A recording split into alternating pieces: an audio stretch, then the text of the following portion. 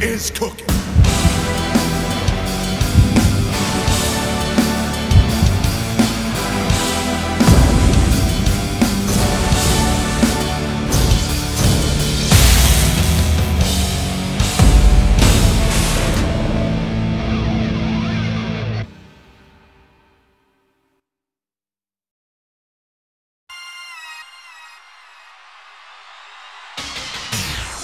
Hello and welcome to OSW Review, the old school wrestling video podcast. This is not that, as you can tell, because it's from this year. Yeah. Don your Sunday best. We're treading holy hallowed ground of WrestleMania. It's your boy, the Bishop of Backrakes, Jay Hunter.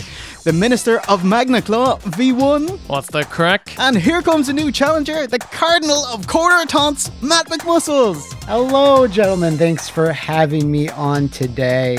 Considering there's probably like one or two other people in the world that are better suited for the job, like Matthew, Boo. Tom Campbell, Boo. Brian Zayn, Boo. Ryan from Wrestling Bios. Cut to WCW ad break. It's new WCW Slam and Slam! New WCW Smash and Slam wrestlers. Ring and figures each sold separately. Johnny Blood, James Darnell, Tony Peets, pretty much everyone from Deadlock, OOC. Yeah, there's lots of other guys you could have picked, but you picked me, so I appreciate it. Hey. Oh man, we did gangbusters. Last time we had Matt on the show was for AEW Fight Forever, and that, holy shit, that is A divisive review. You liked it too much. Give out more was the answer. How dare we like the core gameplay of a game? Do we want to give an update on it? Sure, yeah, go on. Still love the gameplay. Stopped playing it after about a month because there was no content. It's a shame. It's a shame, yeah. But a solid ground, and I hope they get a sequel. We'll pick up the sequel when it comes out. My only real beef with it was outdated Tony Storm being added. Yeah, what was that about? That was so weird, wasn't it? You don't even have to change her much either. Just put a black and white filter over her entrance. That's all I'm asking. Just go, entrance number 7, which is the NWO entrance. Just put that on. Matt McMuscles is our post-match analyst, so we'll run down the match between myself and Steve and throw to Matt afterwards so we can get his Canadian insight. Why Matt? Matt McMuscles helps us out a lot behind the scenes, hooks us up with artists, animators, editors, and was last on OSW covering AEW Fight Forever. OSC couldn't join us on such short notice. Wouldn't. Yes. And we've never done a pay-per-view together with Matt. Like, I know, right? Only films and games. So hey, time to pop our cherry. A bumper edition of OSW going through Mania Week, Night 1 and Night 2, and any sundries to wrap things up in a neat little package. So with only scant more hot dogging and grandstanding, let's start the show. Mania Week shows. Yes! Let's start the pre Yes. pre-show. So when WrestleMania is in a city with literally 80,000 of wrestling fans in town, really cool thing that dozens of indie promotions also descend upon the town to fill any gaps in fans' diaries. Since 2019, indie promotion GCW Game Changer Wrestling has formed The Collective, where instead of separate times and venues, a ton of indies group together to present their events in unison. Meaning fans can just go to the one arena, come early and see all of them. Which is really, really cool. It's great if you're a super hardcore fan. And let's face it, if you're at WrestleMania weekend, you are, and you've just got more wrestling options to go to see. Do want to point out the name, The Collective, sounds like a heel name. Absolutely. It sounds like the lads that you fight in Mass Effect 2, and they're massive heels. It's cool that putting on all these shows, none of them clash, and they each kind of take 2-ish hour blocks, and Fight and Thriller have them all on pay-per-view as a package. So that's awesome. Win-win for everyone. The negative is that there's not much set dressing between the different shows, like apart from some TVs and like Bloodsport, who removed the ropes. That looks pretty cool. And of course, it's insane wrestling overload. Over the years, they've realized wrestling fans fly in on the Thursday, so Mania Week now starts Thursday. And it's just insanely condensed blitz of shows Thursday to Sunday. It means the Friday before Mania, that was the highest concentration of wrestling events the entire year. So here's the best of what went down.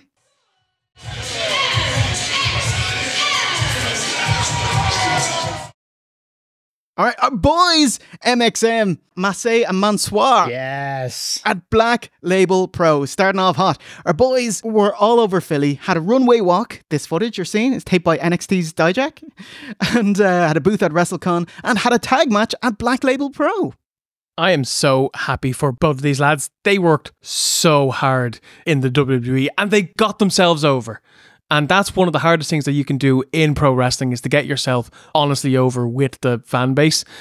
And they just never pushed them. They never really went with them. And I wish them all of the success in the world.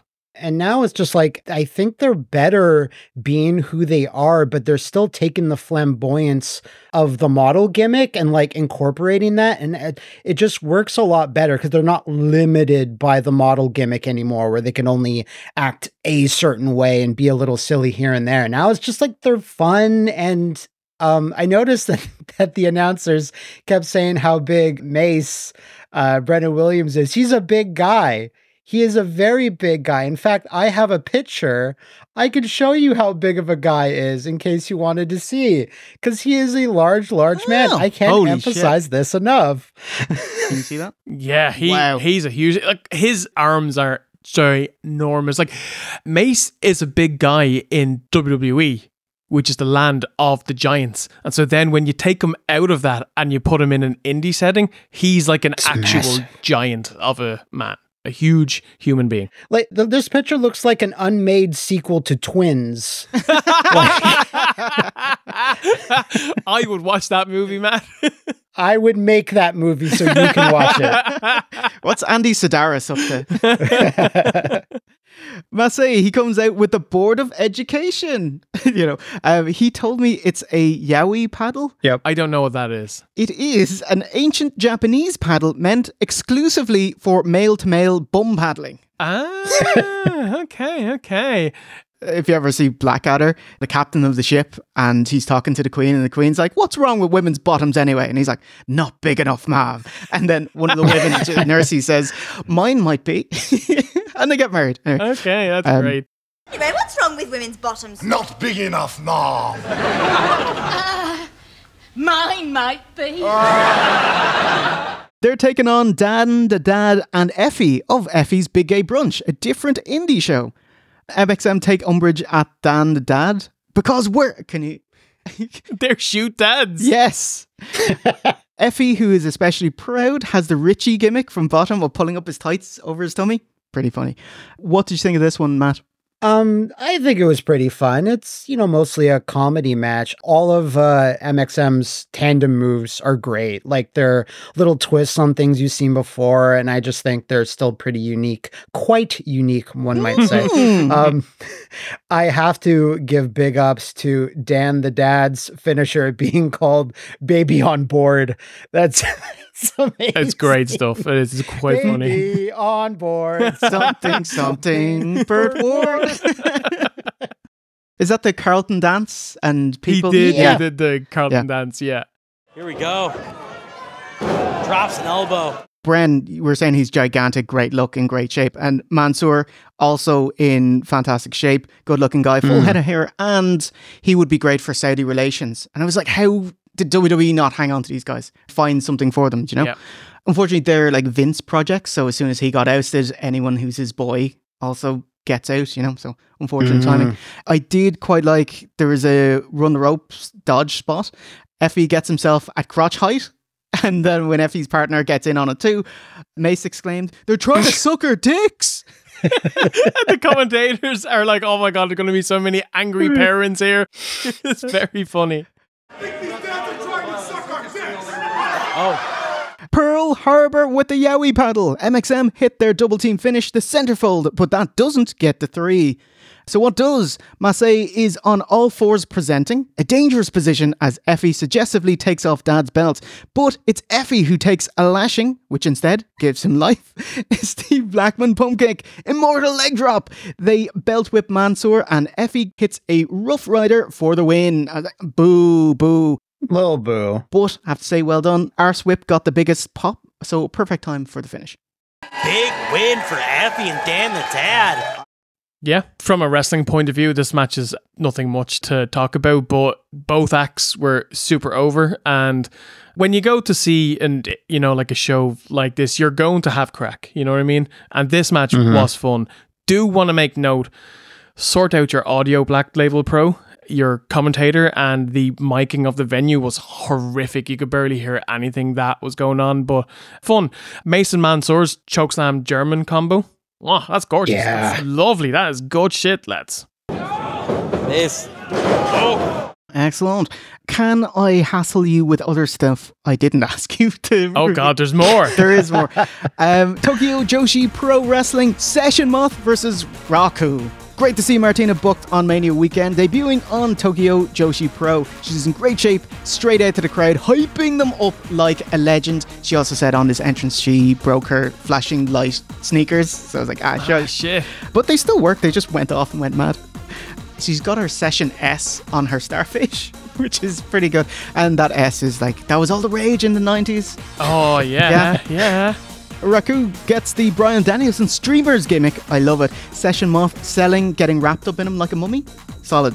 Okay, there's a total panto match. Raku denies a drink, instead whips out her pillow, gets down on the mat and sleeps. She's woken up by a sip of Martina's beer. I'm like, that is so nice of her not to Stone Cold just drench her in the beer instead. Yeah. And gets thwacked with the pillow. Martina hits a roundhouse in the corner, follows up with a Bronco Buster. Raku goes to sleep, so Moth has the idea to just quietly pin and gets her in the ring, puts her down, and the ref just, 1, 2, wakes up, 2.5. Martina survives a code red, counters with a headbutt and codebreaker for the win.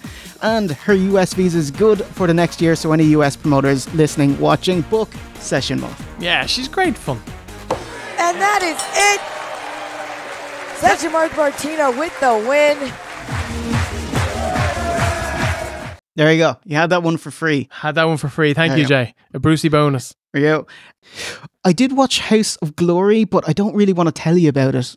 Because Okay. I don't have, they need the support. Yeah. So, they did have the coolest venue of all of the indie shows because they didn't have it at the Philly Arena. They had it in a church. Ooh. And I was like, this is not a decommissioned church because I see like a baptismal fountain that someone's standing beside. This is just a church. Are you allowed to do this? Can you do a spot with it, That'd be brilliant. Alex Shelley was wrestling on it, but it was a match with no spots, so let's just move on from that. Yeah. But House of Glory, cool spot. It would be great if the church double booked that weekend and they had a baptism going on in the background while the wrestling was happening in the church. I was wondering, if it starts at noon, does everyone have to get there at 11 and go to mass? Whoa. And the priest will ask you what was the sermon about, or else you can't get in. That sounds brilliant. I love it. Okay, if I'm booking it, have the church organist play the theme songs for the wrestlers. Okay. You're getting this over. Oh, well, I shouldn't. Anyway, there you go, Heads of Glory. There we go, another free plug. Okay, we got a big one. We've got Zack Ryder versus Blue Cane. Matt Cardona versus Blue Pain at Joey Janela's Spring Break 8. Zack Ryder versus second player Kane. That's what as soon as someone's wearing bright blue, it's I think a second player. I love his entrance theme. The remix of I'm blue, if I was green, I would die. It's fucking great. Right. I love how fat he is. Pasty too. Yeah, he's very pasty. He did not get his tan from fucking hell at all. Obviously, it's Matt Cardona. I just wanted, because everyone knows who Zack Ryder is. Cardona is the macho king of hardcore, healing out on his subjects, saying, hey, I was on TNA last week. Hey, I was on AEW last week. He fights Blue Cane, the big redacted machine, which is the absolute best gimmick for someone who's kind of a pasty guy with a gut. Actually, shame it's on pay-per-view is they don't use Kane's theme, you know. But incredible, they reenact the Kane Rider wheelchair spot. That was great. Cardona's henchman, Broski Jimmy, popped huge. And that's the whole reason to do this match. Jimmy's in the chair! Oh no! Jimmy Lloyd! Through the table! Woo, woo, woo, boot in the corner. His queen Steph with a double DDT. A double D, DT. 4-2. Bearer Earnshot denied. And Blue Soot bellows out. I did like that. Shit signature clothesline off the top. Shit signature chokeslam. But Queen Steph pulls the ref off. Rough Rider, aka Radio Silence, and Zack Ryder from 2007 comes out. Swerve on the heel. Swerve on the babyface. Fireball to Blue Cane. Rough Rider. Everyone dogpile onto pin. And Cardona wins. And that's 3 Matt Cardona! That was a bit of fun. And this, I think, was meant to be a bit of fun. But it wasn't that fun for me just because it seemed like there was a lot of time wasting and a lot of references and interference where it kind of outweighed like it being a, you know, real match and stuff. And I just think it was like unbalanced. Blue Cane, he cannot wrestle, so it's spot to spot. But it's all the better for it. This is the absolute best match you're getting out of this guy. It's Blue like Cane. It's a total indie comedy gimmick, and there's fun to be had out of it. But you know, you can't go out there and have a match with this guy. But Zack Ryder, man, he has done a great job of getting himself over as the like king of the indie match, and he's probably making more money now going around doing these matches where he barely takes any bumps. It's all hot dogging and grandstand, and he's having a great time and he's super over, and I'm very, very happy for him. And he also has a Carney gimmick where he's just telling you how wrestling's real. He knows how to work the internet. Yes, he does. My favourite match of the weekend up next, Shayna Baszler versus Masa Slamovich from Josh Barnett's Bloodsport 10. Fucking hell, WWE's Shayna Baszler. She's still with WWE, appearing in a deal with WWE and GCW. It's pretty cool. Multiple WWE people. Oh, stop saying WWE. Sorry, mates. Multiple entertainment people were there. WWE President Nick Khan, 2 Bill Phil, some punk in a pink hoodie, Brawny the Strowman, Natty Neidhart, Candice LeRae, Piper Nevin, Tegan Knox, probably to support Shayna. She faces TNA's Masa Slamovich being the fakest wrestler name this side of Johnny Bloodsport. It's good though. It's good. Oh, Johnny Bloodsport. It really reminds me of Capcom's Saturday Night Slam Masters, whose main babyface is Biff Slamkovich.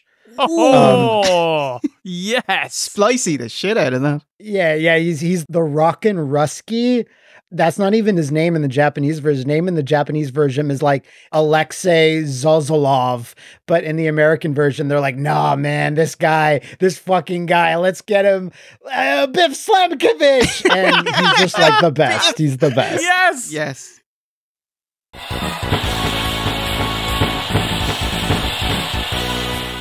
It's submission-based mat wrestling, a fight filled with strikes and holds, much closer to MMA, except when wrestlers put on a hold, it's not an instant tap, but they can absorb it and counter it. Yeah. Stuff like you got caught in a rear naked choke, that would be the end of it. You probably wouldn't be able to work your way out, but you can because it's a wrestling match.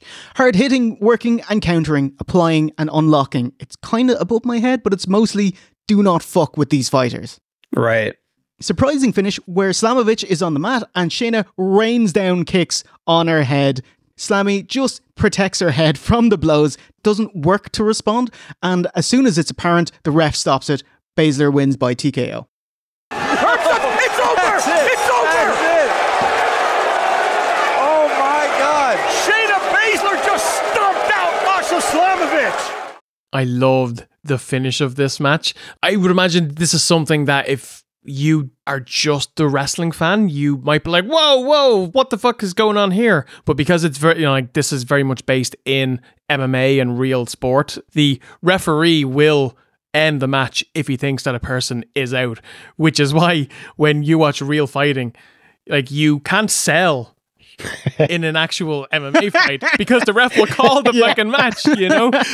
So yeah, I thought that the finish of this was cool. It made Shayna Baszler look like the biggest badass ever. And I'm like, why can't people be shown like this on a WWE television? Like, this will get over, you know?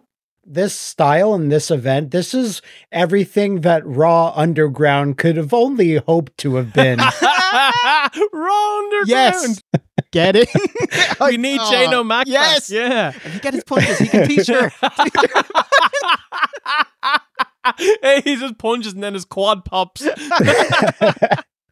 Yeah, go out of your way to see this one. How these women are presented was badass, baby. And hopefully this leads to more WWE wrestlers being able to work elsewhere Mania weekend and collective talent being successfully scouted. Also, this event being called Bloodsport or Bloodsport X, right? Please, more wrestling events or pay-per-views named after 90s action movies, please. There's TNA, Hard to Kill. Mwah. Yeah. Look, we need WWE Sudden Death. We need like AEW Under Siege. We need TNA Face Off. And in the main event, Josh Barnett from Josh Barnett's Bloodsport versus Johnny Nitro. Barnett, obviously early 2000s UFC and all the other promotions, wrestling for about 20 years now. Big boulder of a man. I think he also trained Shayna Baszler as well. The answer is on the screen, Stephen. Yes, he did. Oh, man, Nitro kicks off with some flippy kicks and massively misses, like, wild kicking. And the commentators are like, what was that supposed to be? Really fast, lots of jostling for position, like tripping up Morrison into heel hook, single leg Boston. Both guys trying to apply holds and escaping, countering. Nitro playing Barnett's mat game, where Josh takes control, backdrop driver, spinning kick right in the fucking mush, and I was like, oh, Johnny, are you okay, mate? Gut wrench, twisting bomb, listen. Okay, Johnny's out. Yeah, you win. And that's it. Oh, jeez. It's over. That is it. The right style and presentation. Johnny is a bit older, a bit bulkier, a bit windier, so this type of smash mouth fight instead of flips and quips was for the best. It was pleasantly brisk as well. Got everything it needed to done, never lost your attention, so well done. Post-bout, Johnny shakes Barnett's hand. He was just like, yeah, that was fucking intense. Barnett announces the company is headed to Japan. So, the land of the rising sun, what the hardest hitting event in professional wrestling looks like. Watch it. Nice. That's super, super awesome. Bloodsport was my favourite pay-per-view of the weekend as well. It had Ziggler on the card earlier, and he just has a mat-based, let's try finish each other off really quickly match, where they beat the bollocks out of each other and try to end it, and they do. I won't say it was like Brock Lesnar Goldberg at WrestleMania, because, you know, that's too kind, but that's the vibe I was getting off it. So well done, lads. I think Bloodsport is a great gimmick. I think it's completely different. I think it's quite unique. And I love watching some of the matches of it once every year, but I think that's where it should be. I don't think you could ever do this weekly. I don't think you could do this monthly. Twice a year max. Because wherever SummerSlam is. Yeah. SummerSlam and Mania, boom. Put on awesome shows, get some cool fights and book them. Also want to point out, Josh Barnett may have the coolest nickname ever, the War Master. Are you fucking kidding me? That's such an awesome name. That's Warhammer shit right there. Yeah. Ring of Honor had a show. They had Supercard of Honor. Eddie versus Briscoe. Didn't do anything for me, sadly. But I did like Athena versus Shida. Athena's been Ring of Honor champ for over 500 days, and she's also lost her mechanical wings, and she's covered in red paint, so she kind of looks like an invader in Elden Ring. Okay. But no, it's actually Karlak from Baldur's Gate 3. Oh, thank the gods. Thought I was going to have to take your head. Rumble-esque elimination head scissors Athena over the top rope, but she held on to Shida and powerbombed her on the outside. By the way, congrats to Ring of Honor for their largest gate ever this WrestleMania weekend. Also makes sense as they're owned by AEW, so much more visible presence than back in the Rob Feinstein diddler days. But well done to them. Holy Shida, triple hit combo, but it only gets a 2. Shida! Oh! Katana! Philadelphia! That is... No! Really didn't like them working past that gigantic pop, but it's grand as she's not winning. Athena hits a second O-face and gets the 1-2-3 to retain.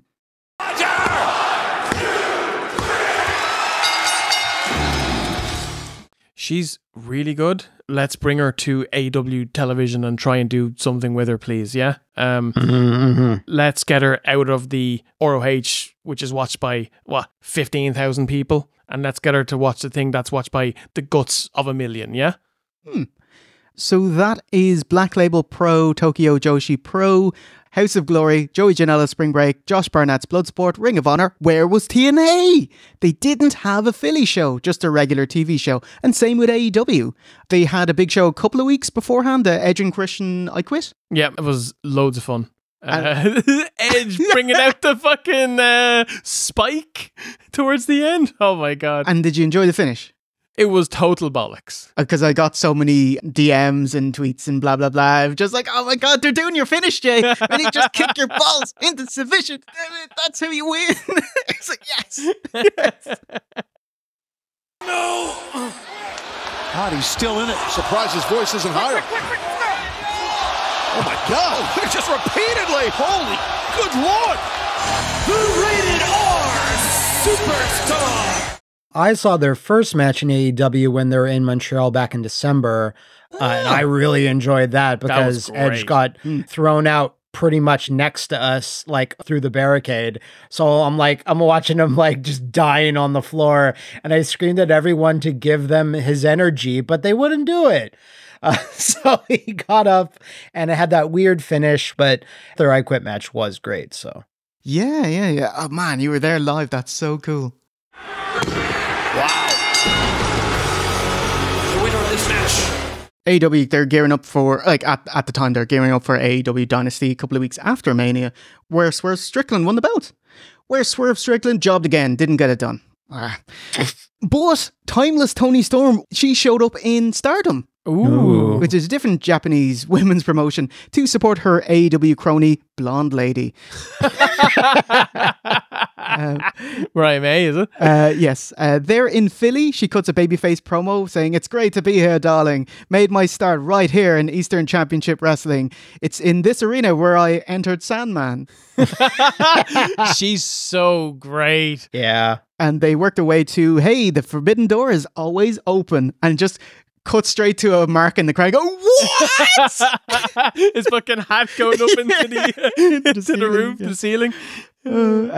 Stardom was part founded by All Japan's Rossi Ogawa, and apparently very difficult to deal with, especially with outside the company, you know. Has since retired. The new management is more interested in working with American companies, as seen here with AEW and Stardom. So good.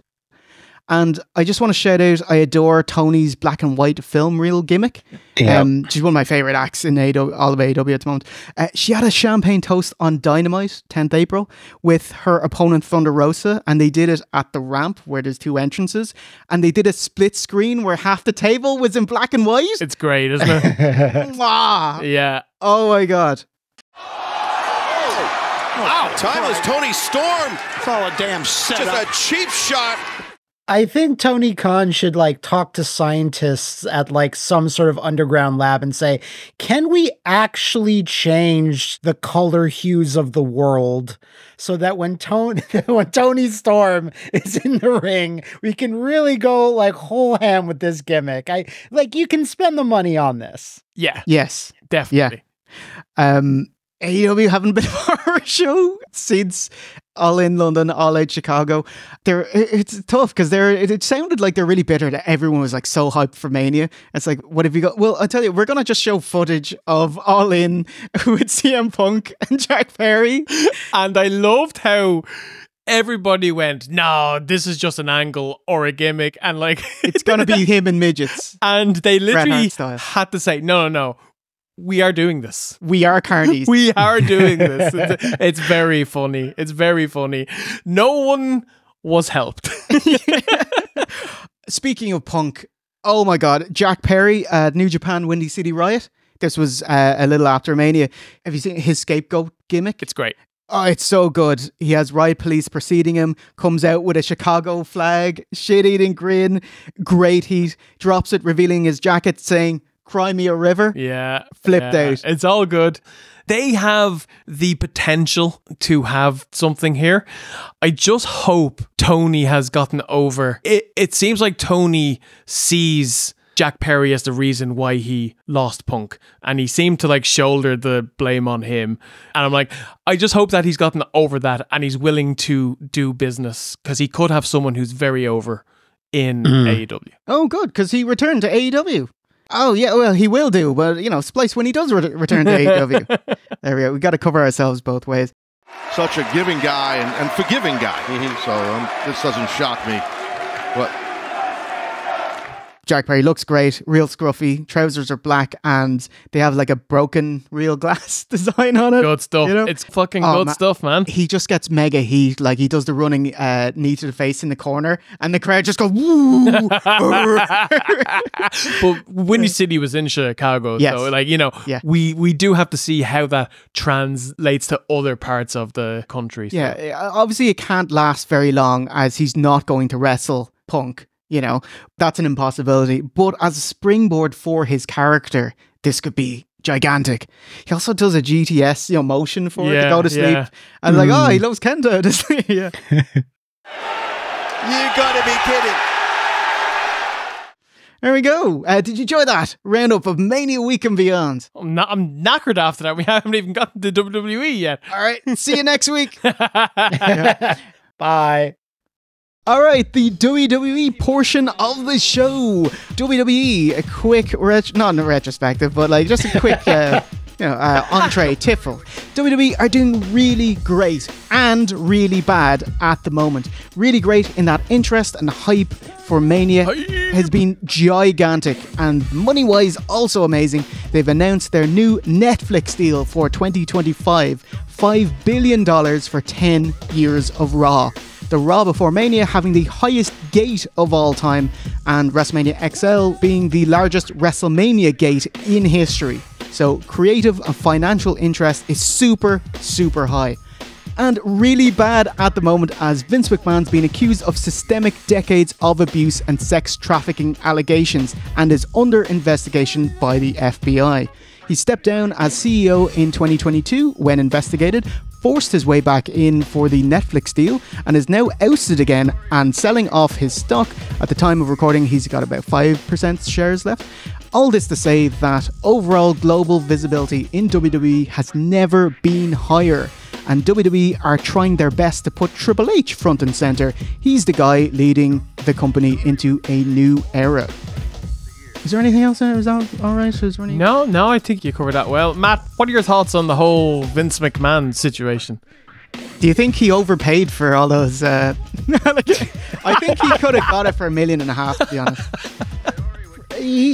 Apparently he underpaid and stopped paying these ladies that he was hiring. So, it's on him, I guess, allegedly. But I'm glad we're getting away from this era, whatever you want to call it, because WWE, especially during this event, they were very keen to remind you that this is the new era, the Paul era. You guys are going to go nuts with the Paul over the next couple of years, I think. I was like, it's a bad idea to name an era after a single person, because, like, what if they called the last era the Vince McMahon era?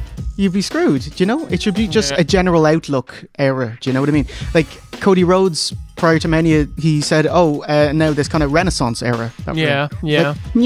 There we go. It's non-specific, and you get what I mean, like a rebirth kind of thing, relearning. Yeah. Oh, I will also say, like, I think in general the company doesn't get to name their eras; they get named after the fact by fans anyway. So Right. like, you know, it might take 2 or 3 years, but the fans will come up with some name, and then that's what it will be called. Yeah, they could do a thing where they have promo packages where they have some farty music and it says old, Hornswoggle, Eugene, Blutista, and then new Logan Paul. Everyone wearing skull masks and slurring logos everywhere. Cashing out their crypto. Wait, that's better. That's better than what I...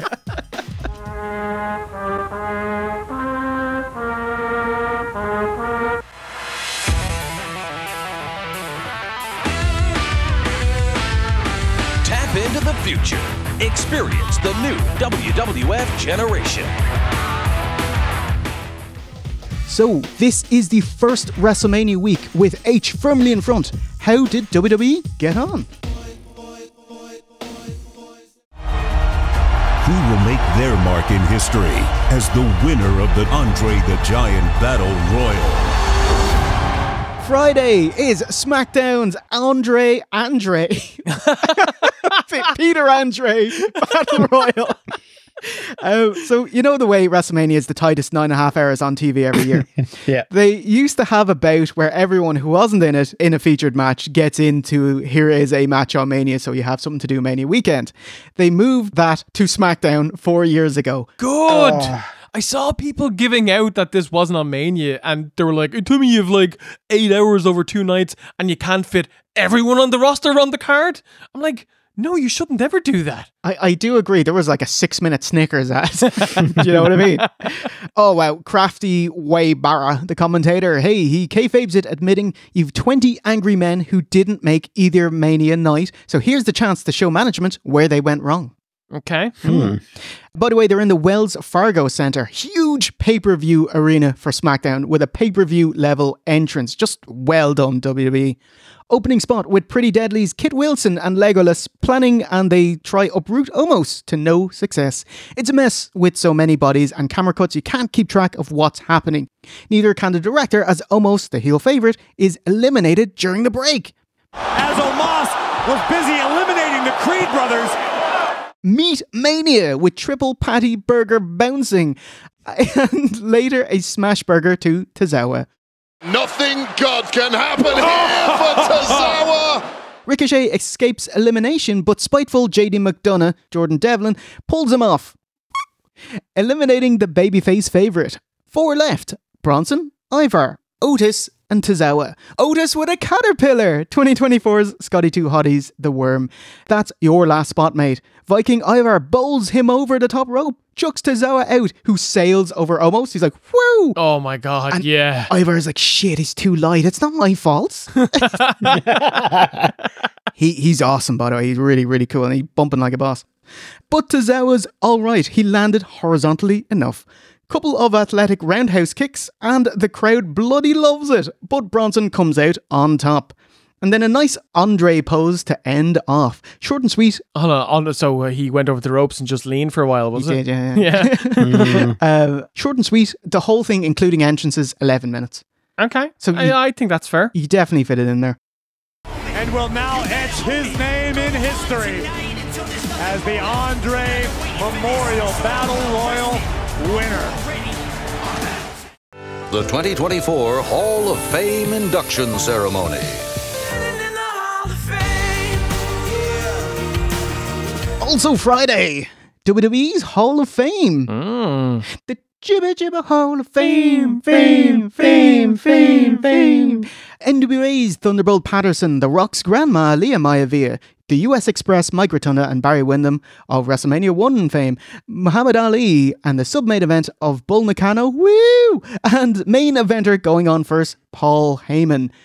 By the way, showing backstage, the only thing, because they have like 60 hours of content this week, Punk beforehand pretends to forget Seth and Drew's name, but hilariously, no longer All Elite Keith Lee walks into shot, and he's like, oh, what's going on? And then someone's like, get back. By the way, we need a count on the number of times special and pave the way is said. I do my head in. Of the pictures coming out on Hall of Fame, Dawn Marie was in town making her... Yeah, I saw her. Yeah, first appearance in WWE in 20 years. Wow. Both of her look great. Mickey James was there as well. Yeah. I think we'll just if we could build up to Heyman, if that's all right. I'll just bulldoze. Barrel all through. Yeah. Muhammad Ali is posthumously inducted into the fictitious celebrity wing. He was the guest ref at WrestleMania 1 and some other pre-Hulkamania events. The big scare is that his widow presents The Rock with The Rock's own championship belt. Ali was the people's champion, and so was The Rock. And he gets huge heat as he's making this induction about him. It's great. And it is a new version of the custom WWF title he had back in 99. Yeah, I just want to point out this People's Championship, the best looking title in WWE currently. I think it's gorgeous. Oh, the Raw tag belt, Steve. Come on. The Ferrero Rocher. Yes. I was there for that. I was there at that Raw when they presented that shit. I was like, is that a Ferrero Rocher? It's so funny looking. It's hilarious. You really are spoiling us. And for those of you who boo and sit there, shut your mouth and enjoy the ride that The Rock has taken you on.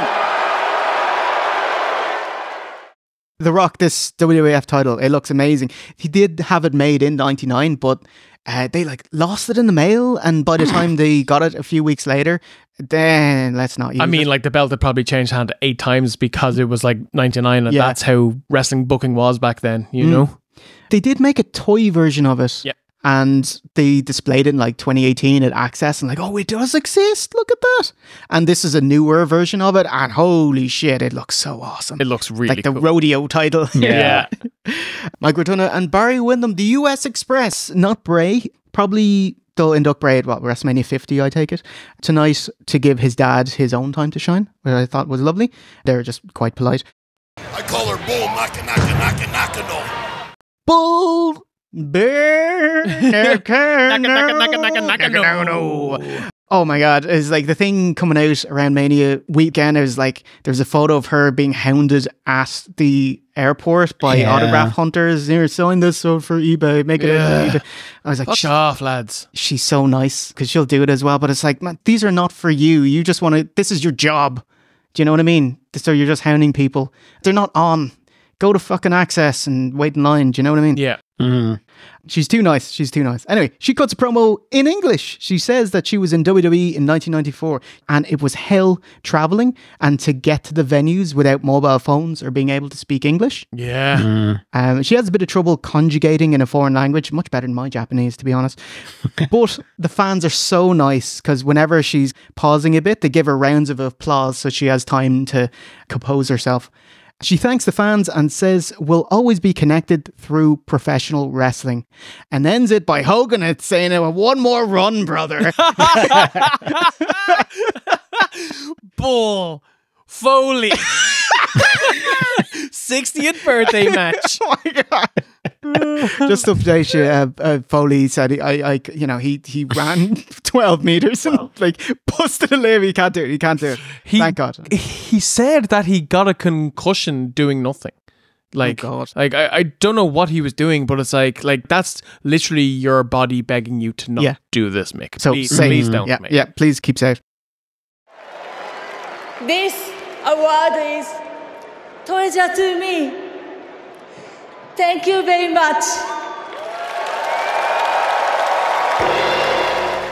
The Rock pulled double duty inducting his grandma, Leah Maivia, for being a prominent female promoter in the NWA Hawaii territory, Polynesian Pro Wrestling, and because her grandson, The Rock, is in town.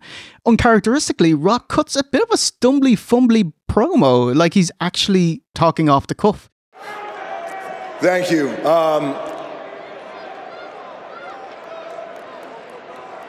Thank you. He turns around to pimp tomorrow night's main event and addresses the American Nightmare. Rock was just saying, yeah, my ma told me she wants to lay the Smackdown on Cody. That was awesome. And I was like, oh, are you going to get Cody's ma versus Rock's ma? Oh, yeah, book it. Handbags. Mama Mania. WrestleMania. That's brilliant.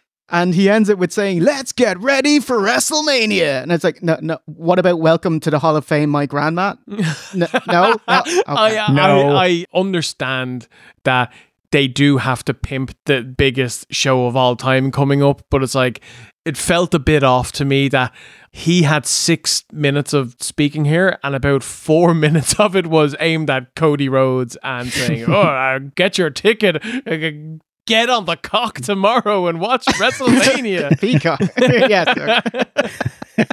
Well, there's other ways to pay for Mania, I guess. The real final boss of the family, Atamai Johnson. Okay, and it's time for your Hall of Fame main event. Which was your opener? Yes. Paul Heyman. Any year is the right year to induct Paul Heyman, but ECW hotbed Philadelphia is the right place. One of the absolute biggest names in the industry, multi-generational, influential man spanning WCW, ECW, WWF, WWE in the 2000s, 2010s and 2020s. There's dozens of applicable names to induct. They chose Roman, his current beau. Roman acknowledges the predicament he's in, top heel of the company, The Rock notwithstanding, and has to cut a babyface promo on his advocate and mouthpiece, who'll go over his history and future anyway.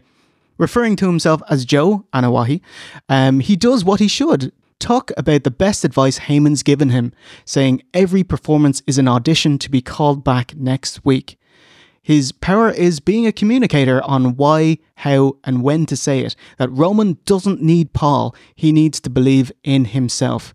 He is frank and heartfelt. Joe sincerely says, without the wise man, there is no tribal chief.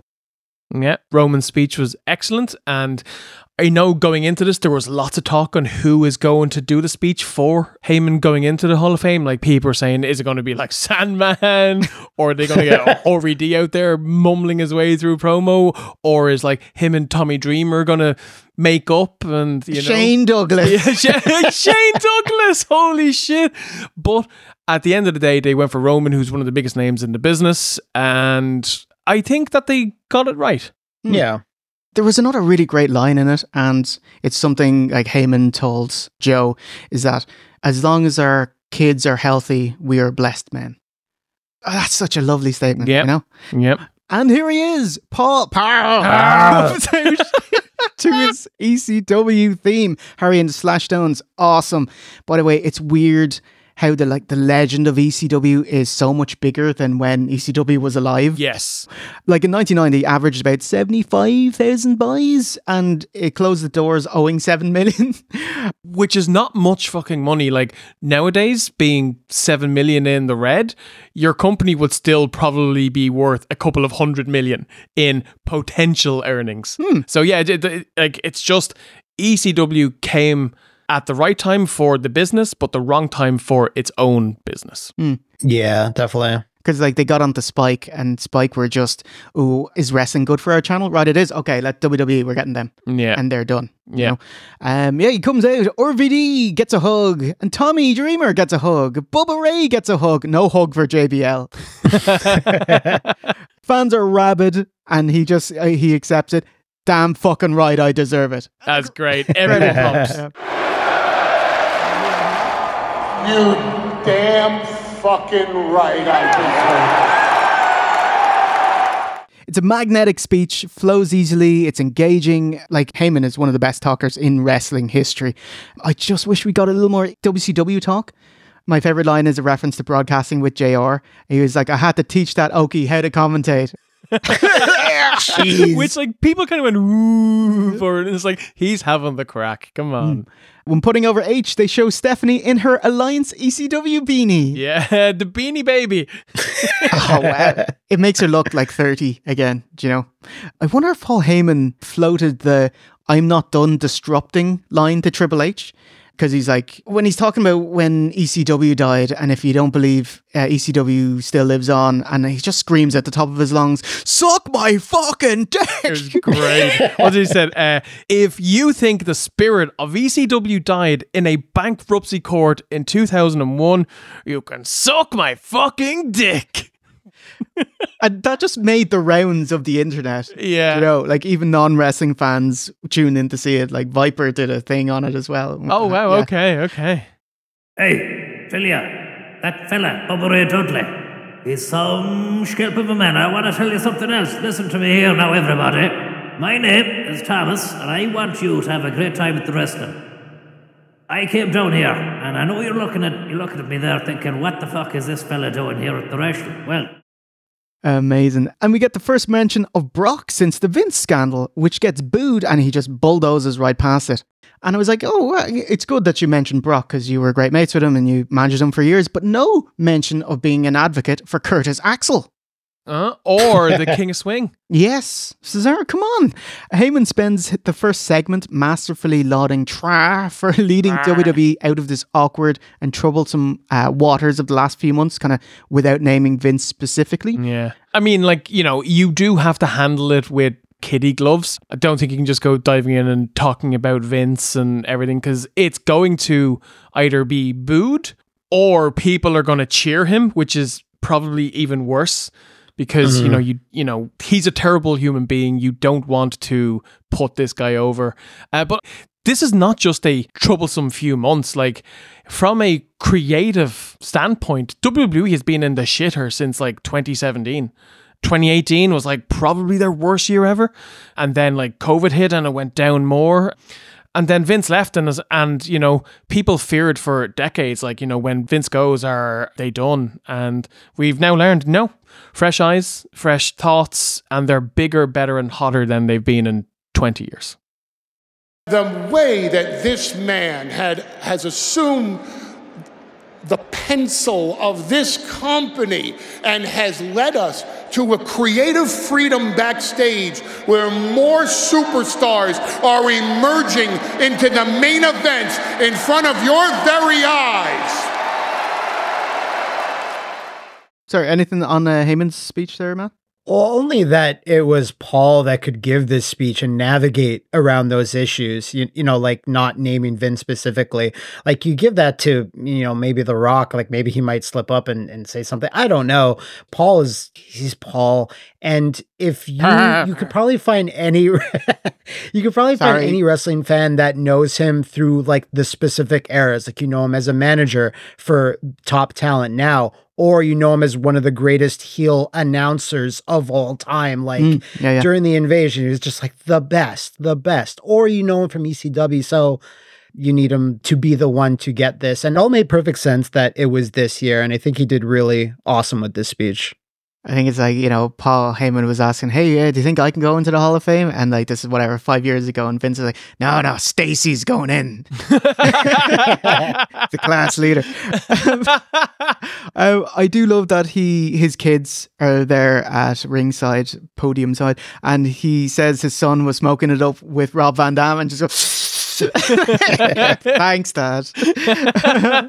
The rest of the stash is in the car. And he said, if anyone fucks with you, I'll remind you you're 2 seats down from Meng. Yeah. And I was like, OC somewhere hiding, is he? Notable by his silence. Chattering teeth. Brilliant. One of my favorite kind of lines from a speech is that he says, like, ECW may have gone out of business, but we were like Napster in the sense that we changed the entire wrestling business. I think that's a fantastic point, because wrestling pre and post Heyman's vision of ECW is a completely different beast. You know what I mean? It is totally different. Like with the cruiserweights and like the hardcore division, which lasted, you know, in WCW and in WWF. Yeah. Young Bucks flippy shit. You know, they might only do one flip if ECW ever flip. Yes. It happened in 2017 and they're done with it now. Yeah, fantastic, incredible, magnetic, captivating promo. You absolutely go watch it. Fantastic. And that ends the Hall of Fame. If you think that the spirit of ECW died in a bankruptcy court in 2001, you can suck my fucking dick.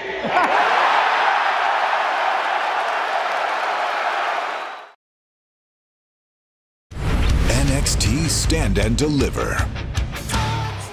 Next up, we got NXT Stand and Deliver. Starts at fucking noon. God love you. God, those poor guys having to get up that early and travel and work at noon. Oh, I was thinking of the fans.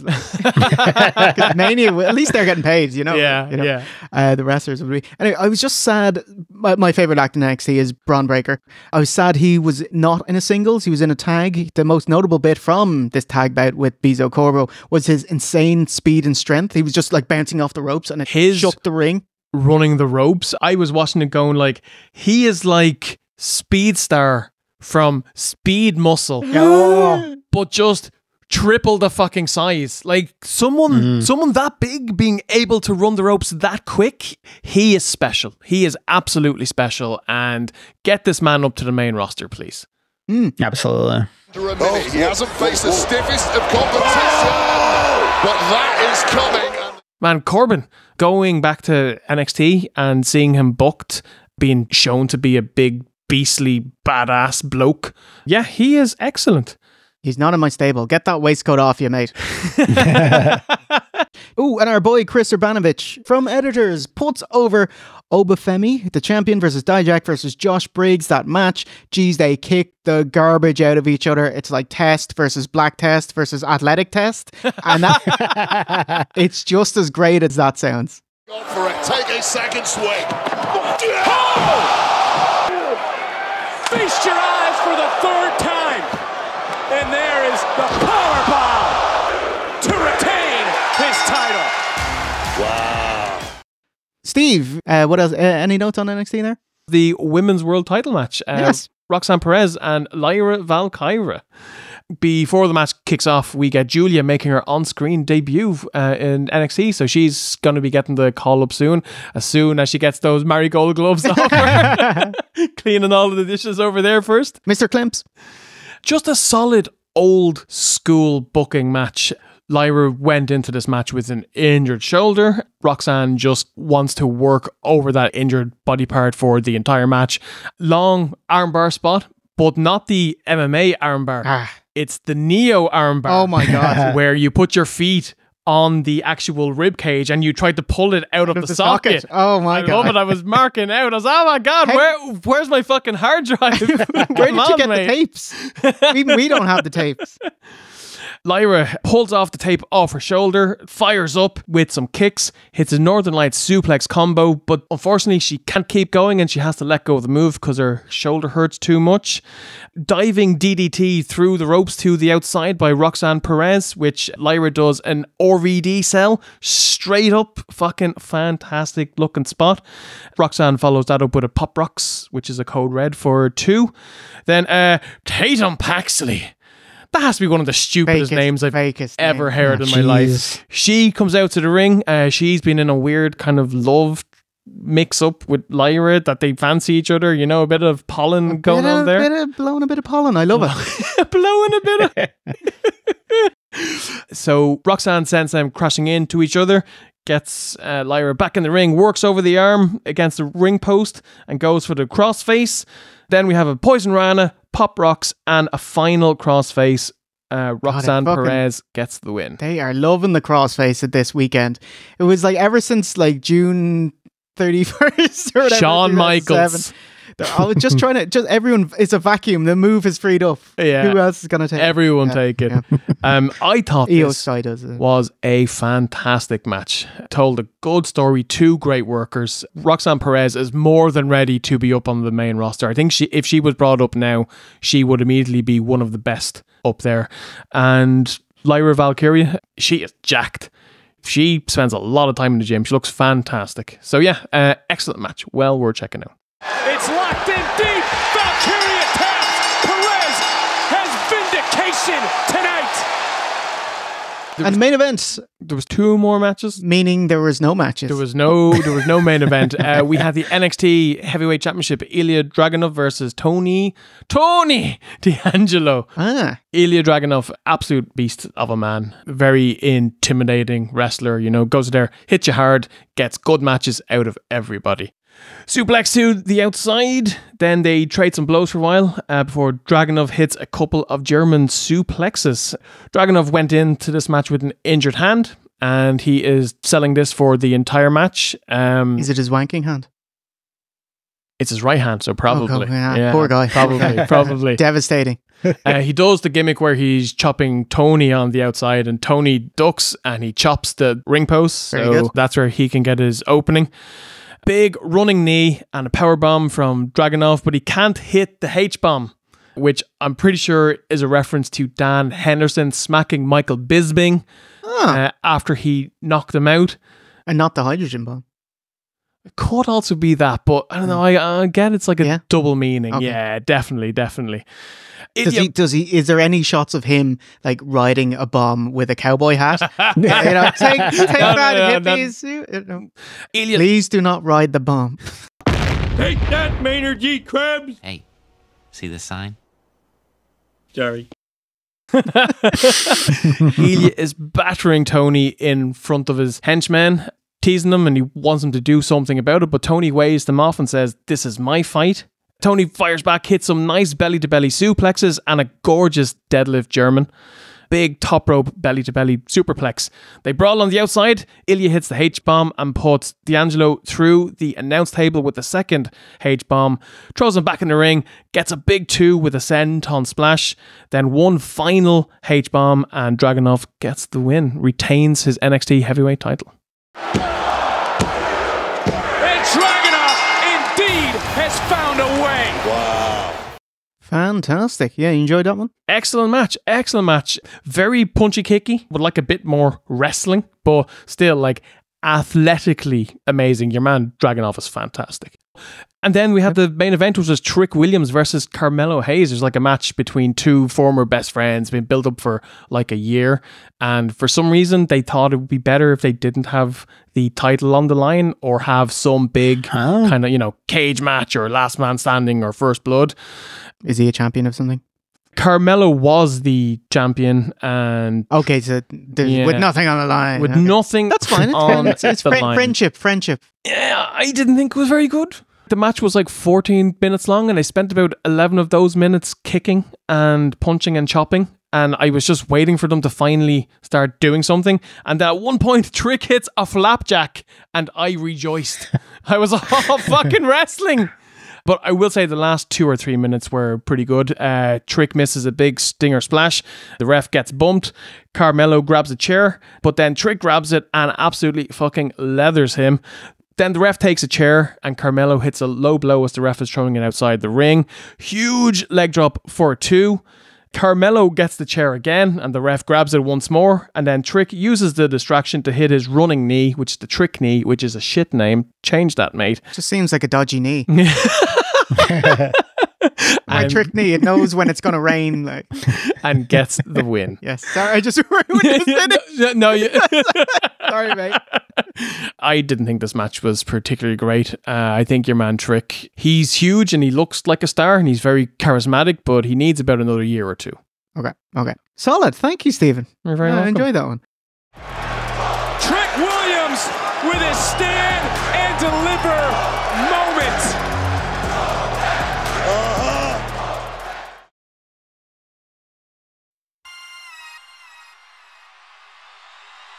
So it's time for your WrestleMania kickoff, because it's a different show.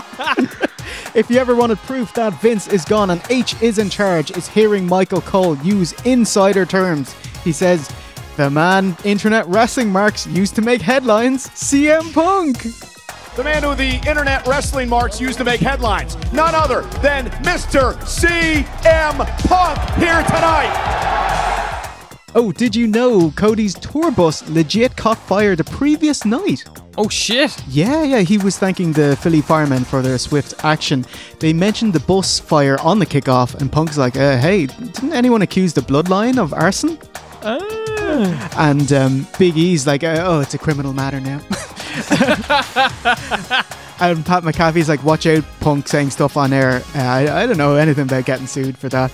Because in February 2023, Brett Favre sued Pat McAfee because he reported that Favre's been involved in welfare fraud, mentioning he was stealing from poor people in Mississippi.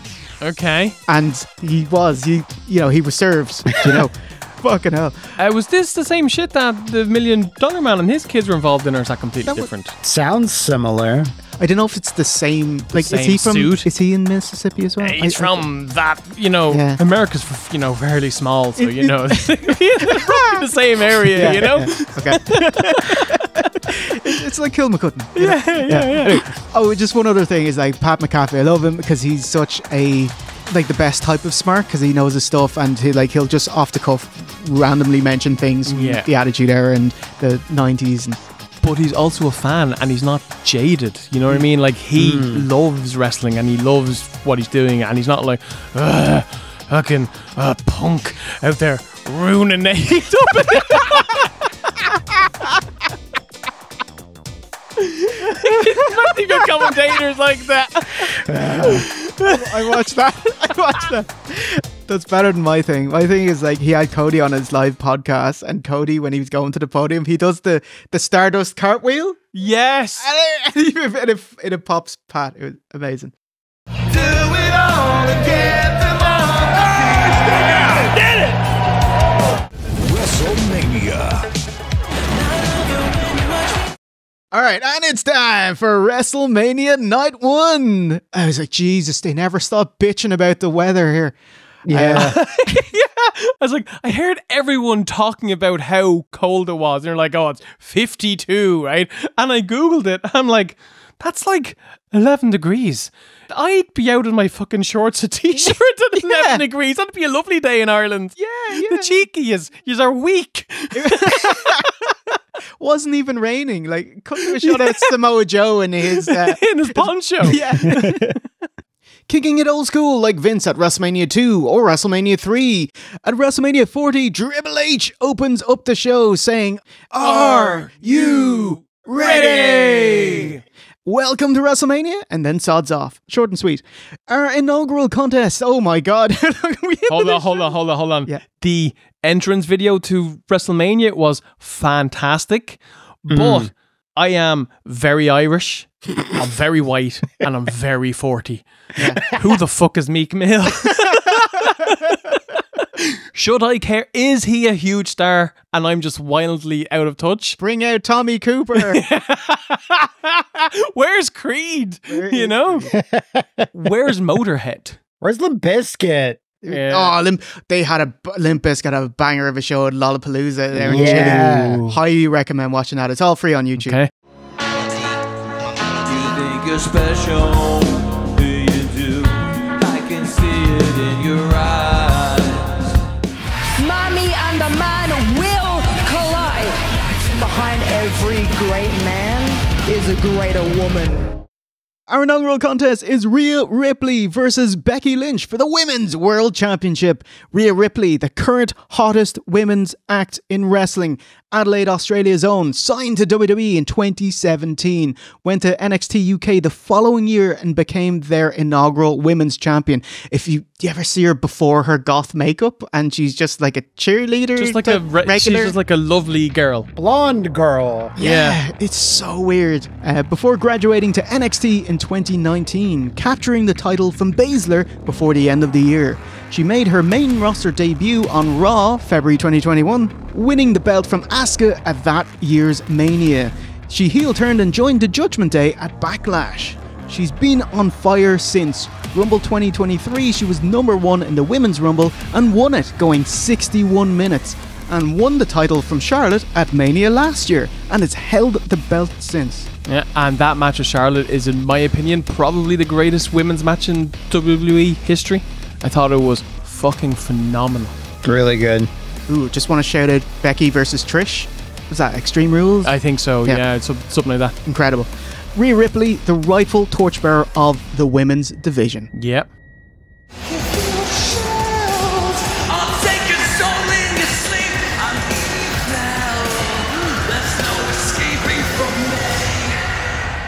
I love her look. She is like the goth version of Cheetara from Thundercats. Oh my God. And I'm all in on this, lads. I am all in on it. You're feeling all kinds of emotions. She is unlocking things in my brain that I didn't think were even there.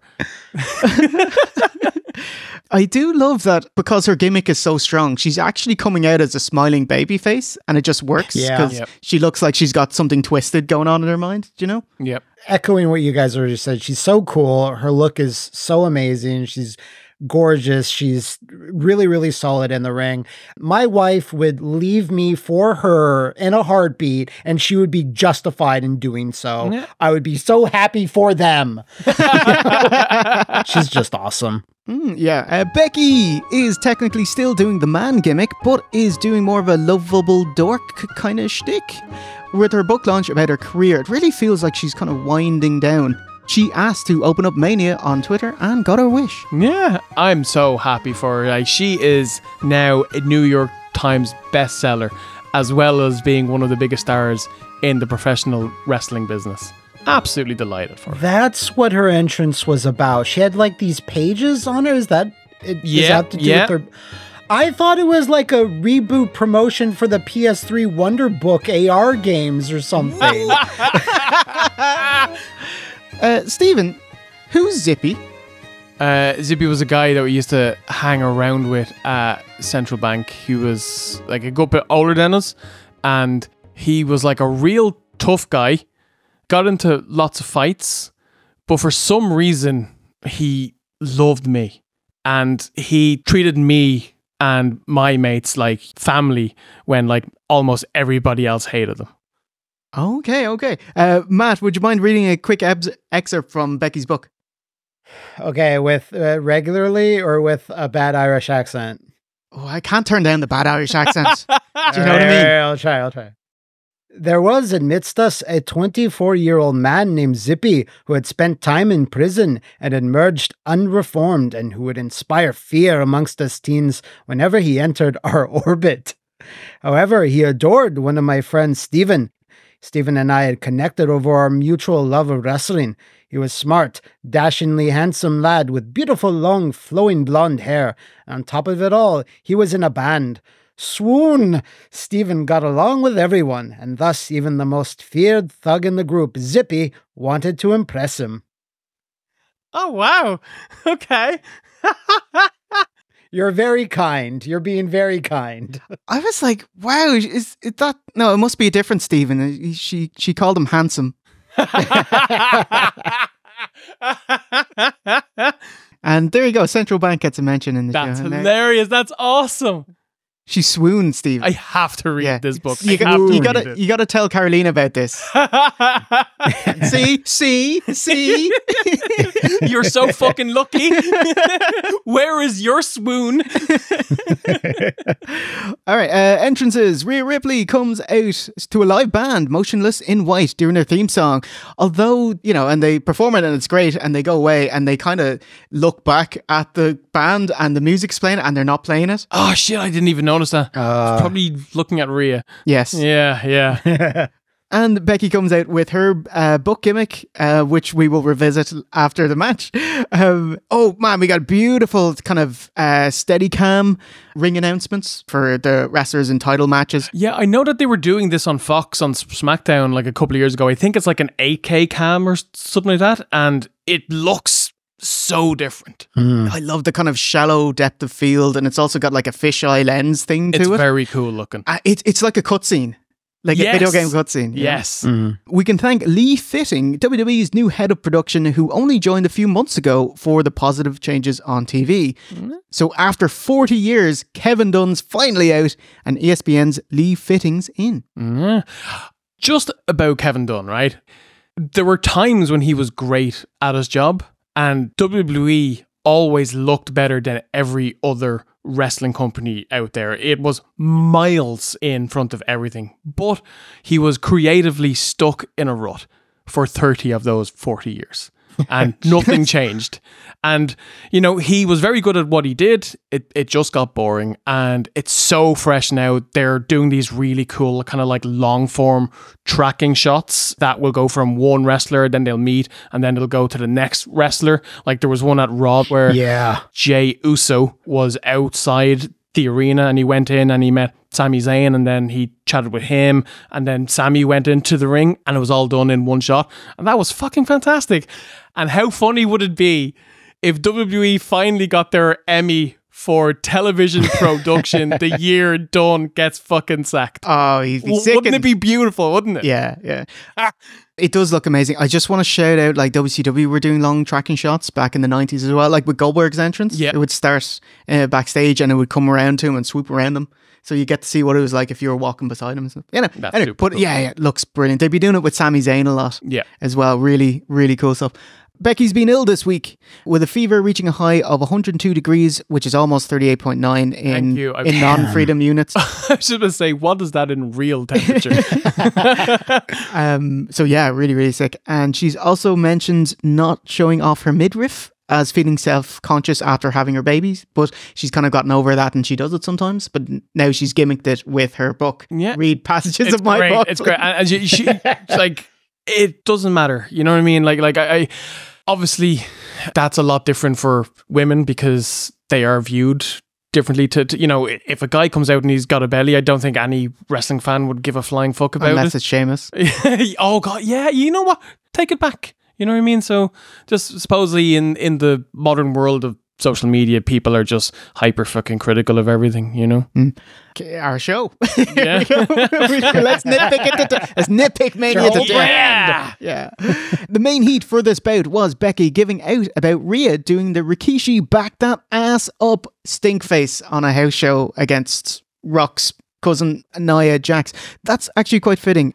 And so you can see it here, Rhea doing the stink face and everyone going mental. And Becky said, if that's the stuff that gets a reaction, then I'm not taken seriously for what I do in the ring and the mind that I have. No, it's about fulfilling a bunch of men's fantasies. I think it's a fair point. I also think you can do both. You can get that over and you can also be viewed as a badass Amazonian ass kicker, you know? I think Rhea straddles the line very well. Yeah, exactly. Like, one, no one fantasized about Rikishi doing this. You know, you know someone did. Two, this is... Hear me out. But it's like we're at a stage in society where women can do it if they want. Yeah. Like, they can use their sexuality as well, but they're not required to. Yeah. And three, don't leave out women fantasizing about this with Rhea. Yeah. The 7%ers, they need love too. Absolutely. Becky Lynch has been sick all week. She's suffering from strep throat. How does that affect her coming into this match against Ripley tonight? Becky Lynch admitted to me earlier. Becky has control to kick off. Bully delayed vertical suplex, initially countered by the man, but hits it a second time.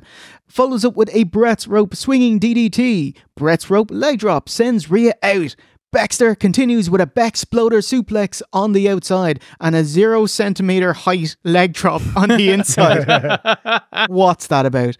Story of the match is Becky tenaciously putting up a front so that dominant Rhea cannot dominate, continually kicking out of her otherwise match-ending signature moves.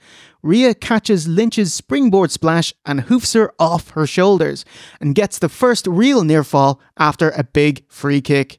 Riptide, which is a pump handle, sans bumming, reversed into a cross arm breaker.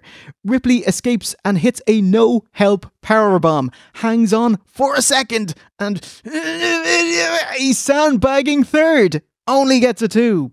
And again, sit-out powerbomb. Is it enough? Cover. Becky at 2. A second no-height leg drop is blocked and Rhea catches Lynch in her prison trap. Is that an Aussie thing? Prison? Do you know? That, yeah, anyway. Is it prison or prism? Prison, like... Oh, is it prison? We call this move the penal colony. That's Vince. Yeah, that's cut.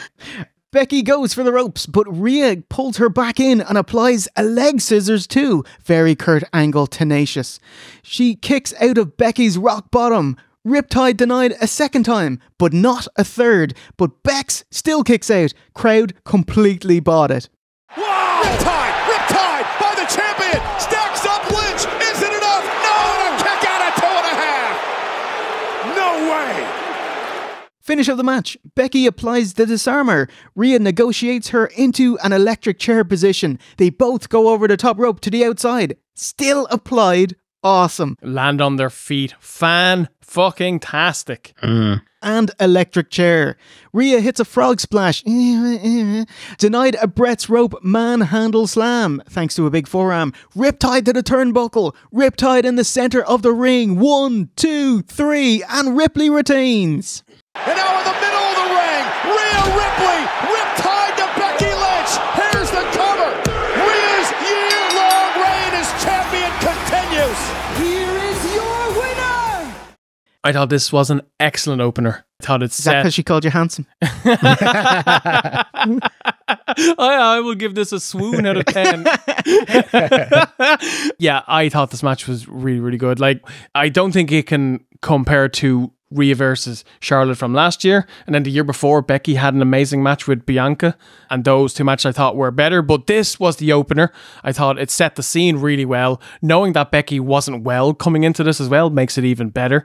The booking was right. I love Becky. I want her to be the biggest female star in the history of wrestling business. But business is business. And Rhea is the hottest female performer in 2024. I think it was right to keep the belt on her. Yeah, no, it was a great match. I was kind of surprised that it was first, but I mean, it did set the tone for the rest of the night. The thing with Ripley matches is that I just feel it's like she's going to win. You know, like I was like maybe Nia Jax, but because she's just intimidating and like big, powerful. But like even then, it's like, well, no, why would she be able to beat Rhea Ripley? So I just kind of feel like it's always stacked in her favor just because she's so dominating in the ring. So I always kind of, yeah, she's gonna win, and you know, the same here, but didn't take away from the match. And the Riptide is just an awesome move, like great name. It just is so impactful, even though it's relatively simple. So yeah, I really enjoyed it. The only thing that can beat this woman is a freak injury out of nowhere, unfortunately.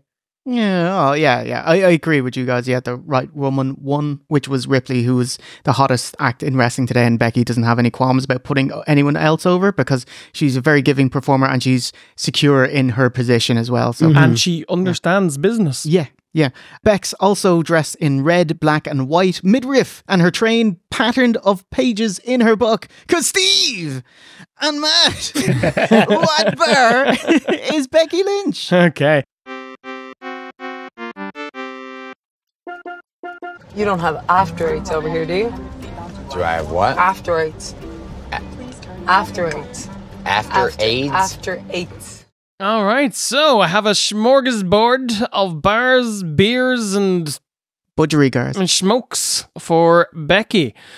At That Sledge 1981 says Becky is a red velvet cornetto. Ooh. Oh wow, that looks delicious. It does look delicious, doesn't it? Oh man.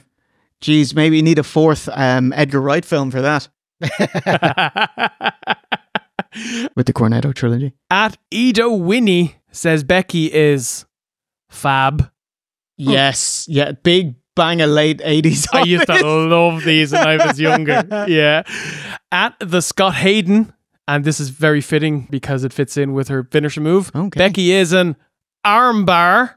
Oh.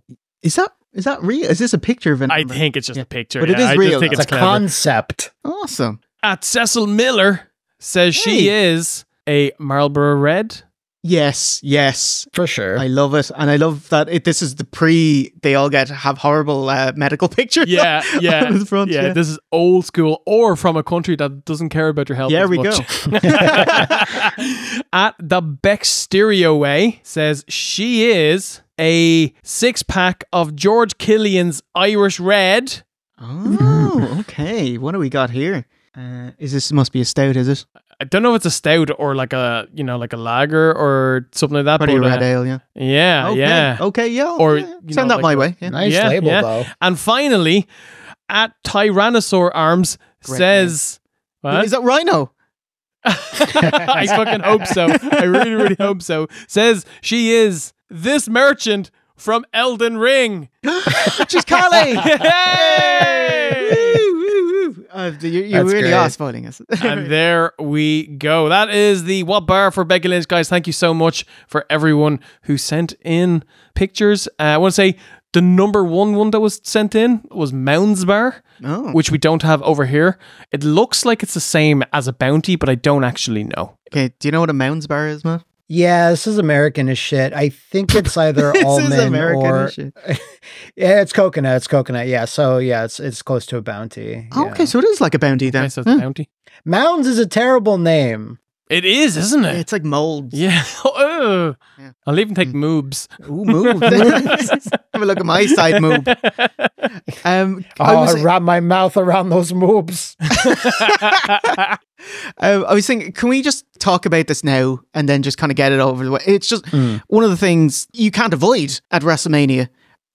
Okay, two things about WrestleMania. Okay, instead of one show lasting 7.5 hours, they have two shows lasting 8 hours. Yeah. Everyone gets a super slow entrance, and since we're split over 2 nights, now they have loads of time for horrific ads and hot dogging in between. Like showing you a fucking movie trailer for Netflix's Rebel Moon Part 2. Skits for Snickers.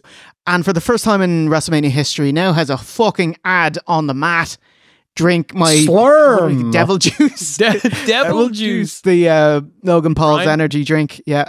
This is worse than Ric Flair's Woo Wings. I don't think it's worse than Woo Wings, no. Not as bad as TNA Stacker 2, which is coloured in matte logo. Yeah. So it's bright green. Or AW. But that was not WrestleMania. AW do DraftKings, which I think is worse because that's gambling and that just rubs me the wrong way. The worst thing about this is now every part of WWE is monetized, as in like all of the LEDs around the ring. Oh my God. That's my least favourite part. But like they coloured the turnbuckles. Yeah. You know, one of them says WWE and two of them say Prime. Can we get away from video walls and video aprons and video turnbuckle posts? Because that really bugs me. I hate that. Yeah, and it was like an ad for sweaty man juice or something. Yeah, do you know, deodorant.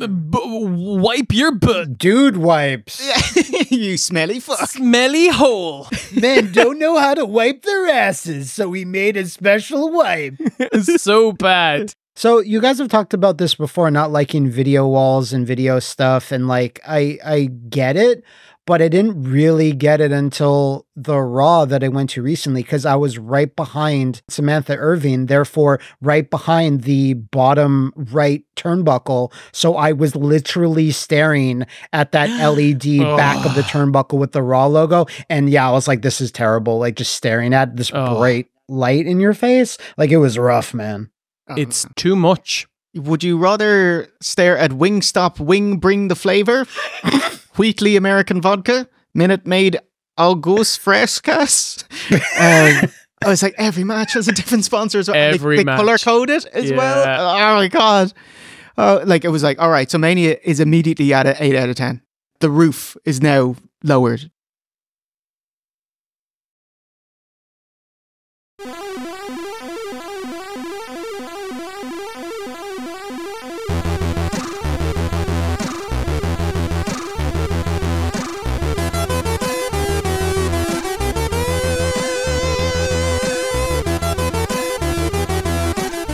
When it's this cold out, you got to talk about the shrinkage factor, and I'm talking about when you're in a ladder match, your will to compete shrinks. Get your mind out of the gutter. That's what you were referencing. Yeah, okay, I don't know why. You know where That's she went. Absolutely. Next up, match number 2 is 46-pack challenge for both sets of tag titles. I don't know why I'm talking like this. It's the Judgment Day versus DIY versus Awesome Truth versus New Catch Republic versus The New Day, Austin Creed and Kofi Kingston versus A-Town Down Under, Austin Theory and Grayson Waller. For the souls lucky enough to not be on the Smackdown Andre the Giant Peter Andre Battle Royal, Finn's Judgment Day have their awesome Alter Bridge song, Miles Kennedy belting out The Other Side. Let's talk about what Damian Priest is carrying down to the ring, Corey, which would be the Money in the Bank. Note Finn's bag on his head. He's taken to wearing a bag on his head. Or else all the other inmates would be quite jealous of having such shapely wives. He busted his forehead really bad the week before the show. Posted pictures on Instagram. Holy God, like he's looking rough, man. DIY in their DX black and green. You like that? Yeah. This is either a very cool nod or incredibly lame because it's two not young blokes cosplaying as two old blokes. Older. Yeah. There was a skit on Raw where Truth mistook Johnny Gargano for HBK. So much so that Gargano changed his Twitter name to not Shawn Michaels. Oh. Tyler Bate, man, nudie Tyler Bate, does the Terry Funk ladder spot, the airplane spin, whilst carrying Finn Balor. Very impressive. Kofi looked like such an idiot running into the fucking ladder as it's spinning around. Mate, come on. I love that Pat McAfee immediately twigged, hey, Terry Funk spot. I was like, yes! Double Painter's ladder moonsault to the open arms on the outside. Truth rallies the fans, needing Miz to tag him in. Love that spot. Got a huge pop. He believes this is a tag team match, guys. He's trying to tag in, makes the tag. Here comes Truth. Does the Cena You Can't See Me and the 5-knuckle shuffle and F you onto a ladder. DIY with some sweet chin music and not quite pedigree. Yeah, it was like an angel's wings. Truth negotiates, hey, there's 2 sets of belts. You take one and we'll take the other, yeah? But Waller grabs the Smackdown titles, keeps his belt over his shoulder, and then takes a double powerbomb through the outside ladder whilst holding it. It sounded like he was in a lot of pain after that spot. That looked like it really sucked. But this is the time to do it. Yeah, they showed it. I just want to point out, it's either very smart that Theory didn't climb up to the other ladder and he kept guard so that they could guarantee themselves one set of title shots, or they're idiots because they could have won 2 at the same time. Don't know which is more correct. I get you. His partner Theory instead eats a double team burning hammer. Birmingham. Ooh, hey. It's great. Is that what they call it? Yeah. No way. That's clever. All right. It is clever, isn't it? Kofi big time trust fall to the outside. Great spot. Excellent. That's the spot that caused the ladder that was in the ring to just buckle. And they didn't notice it for ages. And every time anyone climbed, I was terrified. Yeah. Johnny Wrestling jump over the top rope, catches bait with a DDT out onto the table on the floor. Amazing. Perfect. Yeah. Ciampa hits a top of the ladder air raid crash. Damn it, no! Oh my God, he's gonna kill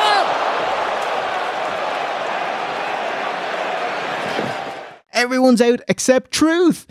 Killings takes his time, needing a second attempt, and he bloody gets it, getting his very first win at WrestleMania and Awesome Truth's first piece of gold.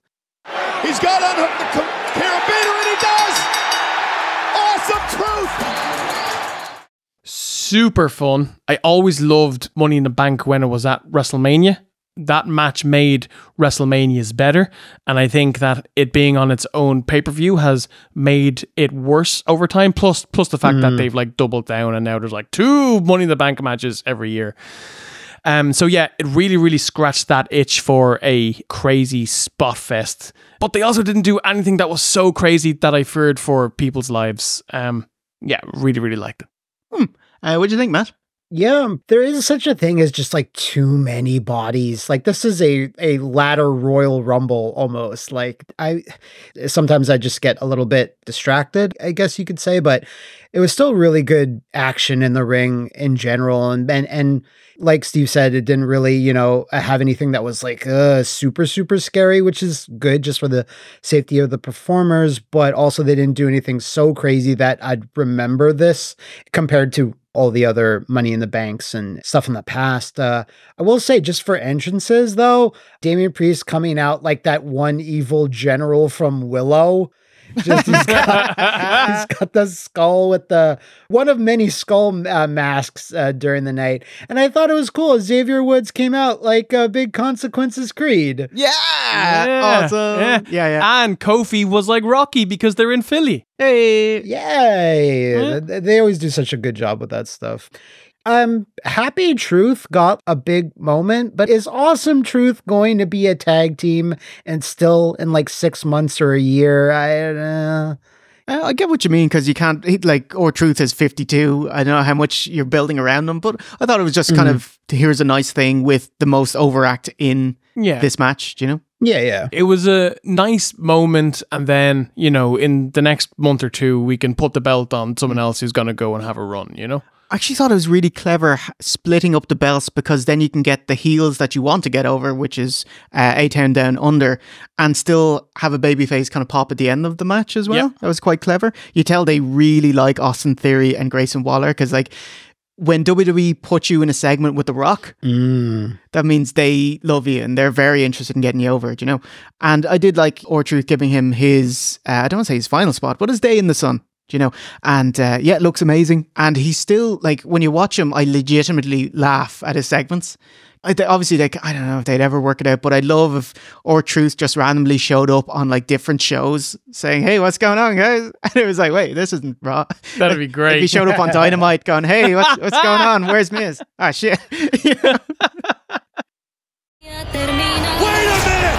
Andrade standing beside Rey Mysterio! You can't take on Dominik and Santos all on your own. Tranquila.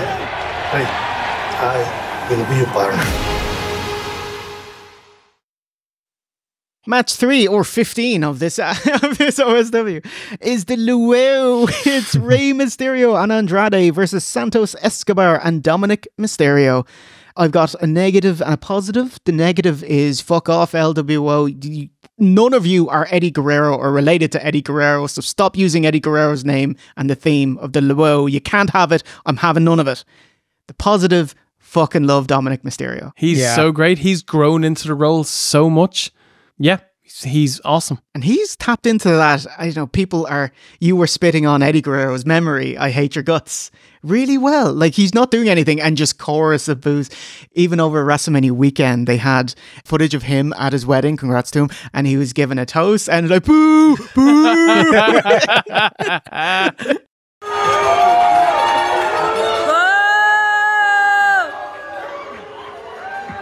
Thank you, everyone, for He's so awesome. Like, holy shit, he's over. The feud is Charlotte's husband Andrade was scouted by Judgment Day, but he joined Ray instead. Umberto and Garza have gotten themselves into like amazing shape, but I don't know how I feel about their American Wolves scrape down their shoulders.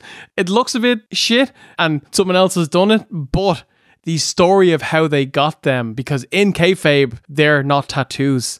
They fought Davey Richards. They went on a losing streak, okay? They went down to NXT. They were shamed that they were spitting on the memory of their grandfather, okay?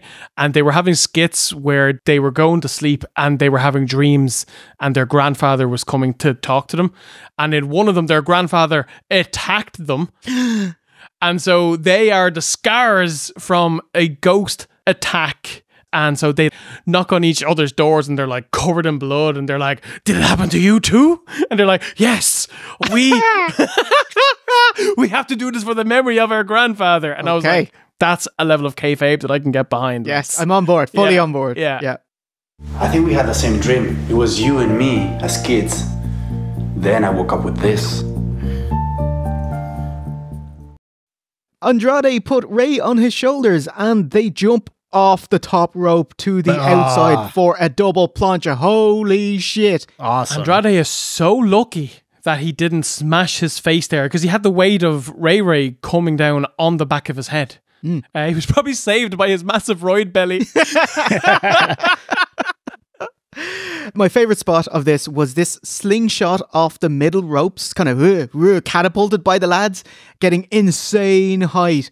In the end, two football lads, Jason Keltz and Lane Johnson of the Philadelphia Eagles. This is Taylor Swift's fella's brother, right? Yes. They whack away the heels to give the goodies the win. Andrade! Ray with the splash! Cover! Ray and Andrade with the win! It was like plenty of impressive spots, nothing botched, all well performed, just like storyline of this story. I wasn't engaged. Ray and Dom, they had their big cathartic WrestleMania match last year, so it's kind of like this encapsulates WWE had nothing for Dom the entire year. And they're rethreading ground. This was very much the match where we put on to get people on the show. I thought if you took out the sportsmen coming out at the end, this is a Smackdown match. There was nothing bad about it. There was nothing special about it. I just thought it was okay. Yeah, I thought it was okay as well. It's hard to say much considering it was just put after the last crazy match with all the ladders. So I probably would have pushed that maybe after the Jay and Jimmy match. But yeah, no, it was still solid. And yeah, I echo the sentiment that we don't have much for you right for this particular WrestleMania, Dom. So you're just thrown in there and it was the sports balls men's. I get it. You're in Philadelphia, I get it, but I think Steve said this during the other football man that beat Bam Bam. Lawrence Taylor. LT, yeah. Lawrence Taylor. It's 80% of the people at home don't know who you are. So it's just for the, hometown crowd to cheer, which is great, I suppose. But I don't know. Did they have any association with any of these wrestlers before in storyline? Or did they just show up they unannounced? just showed up? Yeah. There was there was absolutely nothing. I think your man, the Taylor Swift man, I think he's a big wrestling fan. Okay. All right. Okay. When did you find out what you were exactly going to do at WrestleMania? We knew that we were going to be involved with these masks, but we didn't really find out the full extent until pretty much 2 hours right before the show. There's a little Attaboy. backstage area that you're kind of figuring things out. Nice. So they're it's like a New Heights production. You just find out 5 minutes before you go out there what's going on.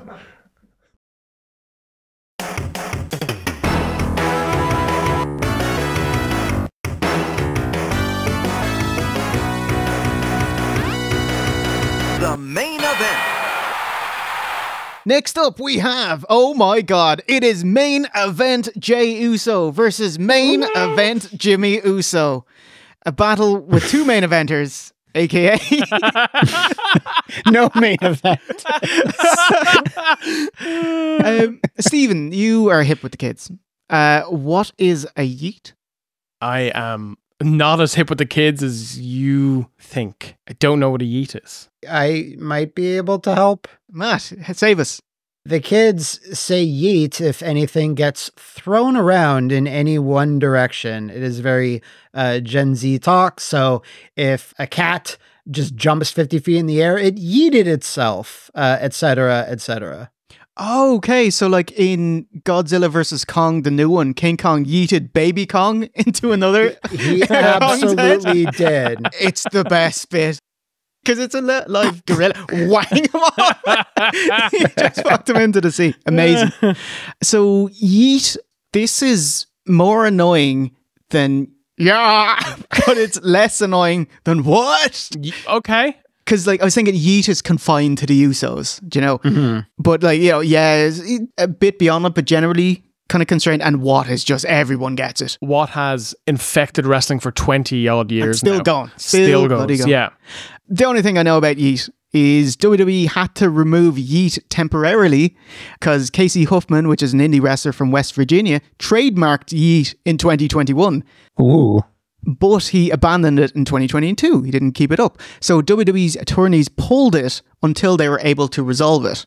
And he did, and Jay had's back. And now he's full on yeet. That is fair game. There was a good commemoration. Jay had a blurred yeet tee to have a laugh about it. So it's just yeet being blurred. Yeah, good stuff. But the problem is that yeet is not something like Jay or the WWE created. It's just a flash in the pan generational catchphrase that is popular right now. It's what, as annoying as it is still a general thing you can say, or it's not unique. Do you smell what the Rock is cooking? It's just a thing that right now you could say. If this guy is still saying yeet in 6 months to a year, you might as well just have him saying bazinga or woozle wuzzle, you know? So this is the third WrestleMania brother versus brother match in history. Because you had Bret versus Owen at WrestleMania 10. You had Hardy versus Hardy at WrestleMania 25. No love for Taker Kane. WrestleMania 14. Twice. And 20. Yes. And obviously the one tonight there, main event Jey Uso, main event Jimmy Uso. I am so impressed that they're so over. It's like they got that $1 Million Man Virgil rub off the bloodline. The bloodline. Do you know? Yeah. Because I watching them. Oh, wait, sorry. Okay, lads, get out to the fucking ring. Lil Wayne billed as the best rapper in the world. You're not even the best rapper here. Is it Meek Mill is better, is he? Wally's in attendance. And Snoop Dogg is there as well. Like, yeah.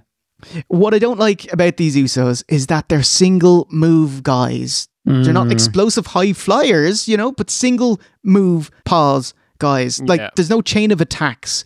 Bashir jump top rope splash, pause. Pop up Samoan drop botch, pause. Flying bum tackle in the corner, pause. Lots of hot dogging, time wasting for two guys who haven't properly established themselves yet. It was like, you are not Hogan Rock. You can't stand and look out at the crowd. Fucking go to work, mate. Positive, the production guy doesn't bleed Jimmy saying, hey, give me that shit. Okay. Just leaves it. Back and forth punches. Back and forth super kicks. So many, it means absolutely nothing. Leads to the big spot. Jay comes out on top and it leads him to stopping from kicking Jimmy, who begs him to stop. What an idiot! Like, are you fucking dumb, Jay? Are you actually dumb? Have you been paying attention to your own storyline the last year? Sorry. Were you enthralled with this Shakespearean level acting here? I was appalled. Ripped. What were you thinking when you saw the hand go out and 4 minutes into the match? I'm sorry. You know? Gonna have some more. I was too busy counting super kicks. Oh, really? Yeah. How many? How many? All right. Wait, Matt, do you want to guess? 12. I was going to say 18. The correct answer is, okay, at first, Jimmy hits 5 on his own, okay? Oh my God, we're fucked, aren't we? Jimmy misses a splash, and then Jay hits his first one for 6. Then they do boo yay spots and hit 1 more each. That brings us to 8. Ooh. We have more trading of punches, which ends in 1 more each, which brings us to 10. Then they stand in the ring and they demand to hit super kicks to each other, 2 each, which brings us to 14. Before Jimmy hits 2 on his own, brings us to 16. Then Jay gets faked out by the begging, and then Jimmy hits him the final super kick of the match. 17 super kicks so close in this match. Oh wow.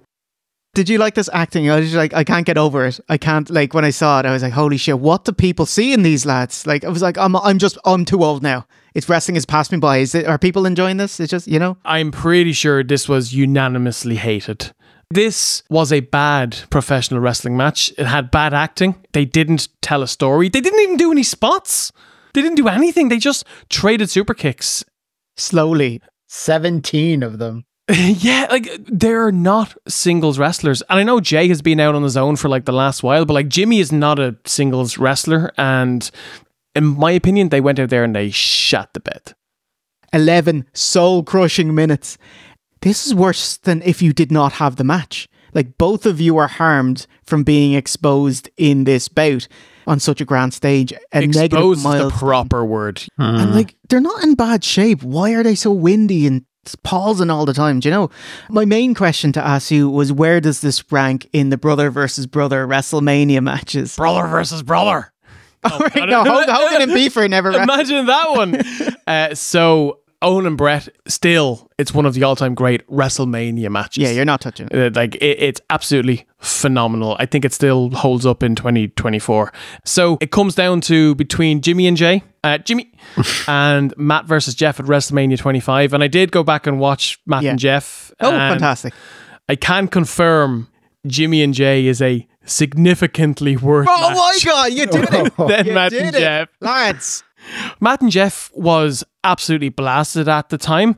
And I think that's because our expectations were set so high that they were a very exciting tag team, one of the most over tag teams in history, actual brothers. And I think we thought that they were going to go in the ring and have a WrestleMania classic. But what they ended up doing was going into the ring and having a walk and brawl spot fest. And so they basically go from big spot to big spot, going through tables. Jeff does like a vault from one ladder over to the next one and, you know, flops in the ring. And this didn't do anything for you. Like, it's okay. It felt like they were two guys who were like, you know, as they were going out, they were told, okay, you've got 12 minutes. And they said, but we've got a lot of shit to get in. And so they just went through the motions and did all the shit that they had pre-planned and forgot to do the actual wrestling in between all of the spots, you know? But it's significantly better than Jimmy and Jay because Matt and Jeff are better singles wrestlers than Jimmy and Jay. Matt and Jeff, you expect them to... We've been wrestling since we were kids. You know, we made our own wrestling ring in our backyard. And this is our chance to both give each other our best match. And we know each other the best. And we've been down the roads for decades together. And like you'd see with friends, like Sheamus and Drew McIntyre or something like that, like they beat the bollocks out of each other and give each other their best matches, you know? They laid in thick. And like the Hardys, you know, they just shit the bed instead. Yeah. Jimmy and Jay, you'd expect the same thing. We know each other since we were kids. We were, you know, I know you, I think you're whatever, half an hour older than me, but you know. And I've never forgiven you for it. These wrinkles, but you'd want to give each other your best match and show the world what the Usos can do. And like a full diaper. Yeah. So. Thank God that they had the butt wipes, you know, for we got post-match, you know. I do want to say Matt and Jeff did go on to have a second match at Backlash that was significantly better. So I will give Jimmy and Jay, you have one more chance to go out there. Pal, if you're listening, give them a stipulation, give them smoke and mirrors that they can work around and they can hide some of their faults and let them go out there and do something special. But aside from like Brett and Owen, it just seems like brothers have a very successful history in having disappointing angles. Like even aside from WrestleMania or pay-per-views, just like Rick versus Scott Steiner in WCW, like, you know, even though, you know, kayfabe brothers, Undertaker and Kane, I'm sure there's lots more that I'm forgetting too, but it just seems like I think they were relying on the fact that the storyline of two brothers being at odds with each other would get them through this match. Like the pauses may have been because they were soaking in the no atmosphere that was going on in the ring at the time. I don't know, because I also thought, even though I wasn't against this feud between them, I thought the promo package was actually pretty effective. There's just no energy in the ring, and like the fans weren't really reacting either, despite that. Well, not Jimmy, but Yeet is over. So I don't know where they went wrong with this, but I wasn't very entertained. Yeah, couldn't agree more. There was one positive, which is unintentional. My favorite bit of the match, you know, I'm getting ready for my 17th super kick. Jay shouting at his daughter, who's at ringside, "Pay attention to the finish. Jayla, get off the damn phone. Watch your daddy." Holy shit. That's so funny. Look over here. She's not entertained. Even his daughter didn't give a shit about the match. Oh my God. I want to give one special mention to another brother versus brother match, which was phenomenal. That was Cody versus Dustin. Oh, was it Double or Nothing, was it? Oh, yes. 2019. Phenomenal match. Absolutely incredible. Yeah. He never wanted the fracture in the relationship. He wanted to be with his brother. He wanted Jimmy to get away from the damn bloodline and Roman Reigns, and this is how he's treated. Come on.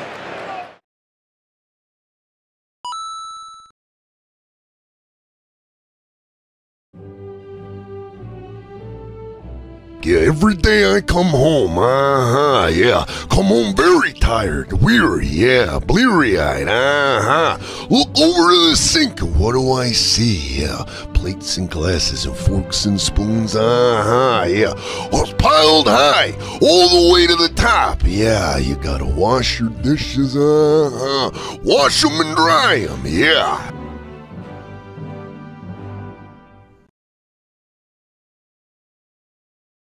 Match 5, or match 72 of the night, is Bianca Belair, Jade Cargill, and Naomi versus Asuka, Kairi Sane, and Dakota Kai.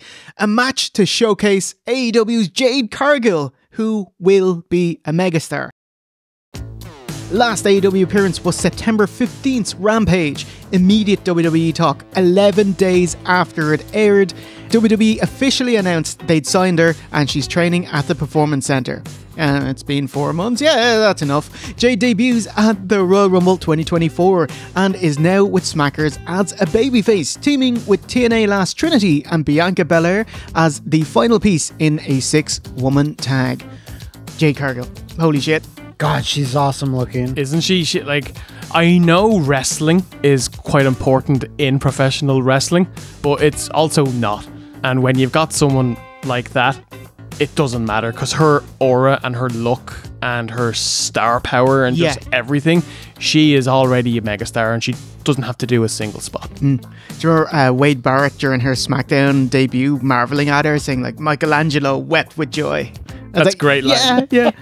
Matt, did you like her haircut? It's like silver hair, and she's just like Storm from X-Men. Yeah, totally. Very distinctive look. It's better than when she tried to cosplay as She-Hulk.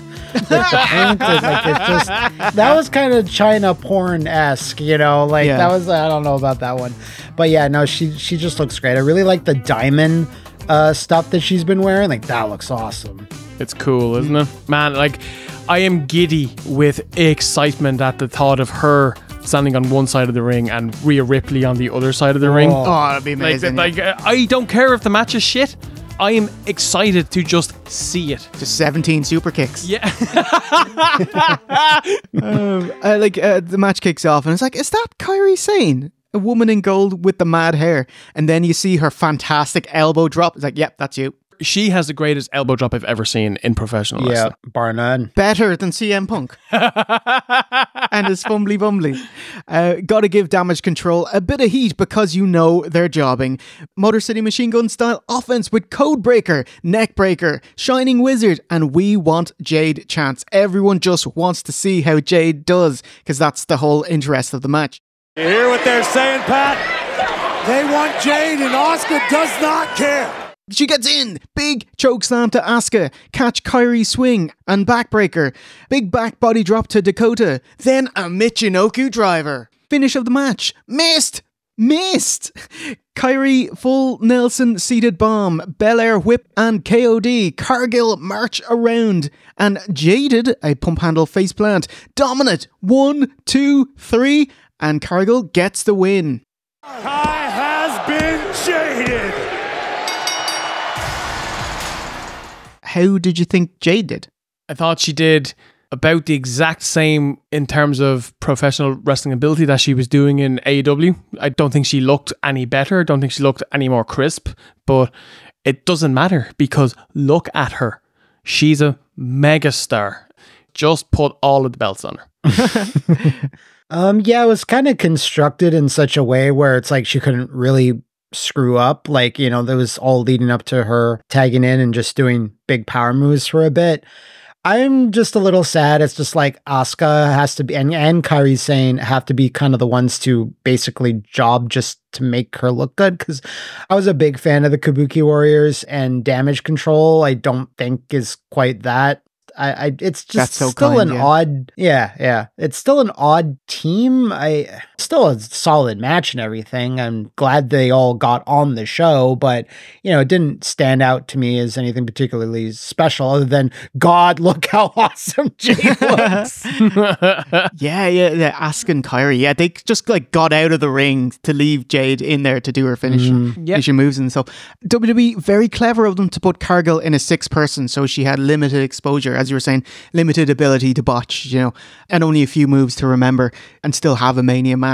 But they had enough confidence in her that she basically didn't touch Asuka, who would be the ring general of the match, but rather Dakota Kai. And just WWE is the perfect place for her. They're so good at showcasing talent, building hype with their production and presentation to make wrestlers look like superstars. Jade could use more time in NXT is ultimately you want her to lead the entire division, but I understand WWE, get her on TV, just scrambling, get her in front of everyone's eyeballs. Holy shit. This is WrestleMania. It's the biggest show we've ever put on. We need to get the eyes on her so that people go, whoa, I have to see her. And I think they made the right choice.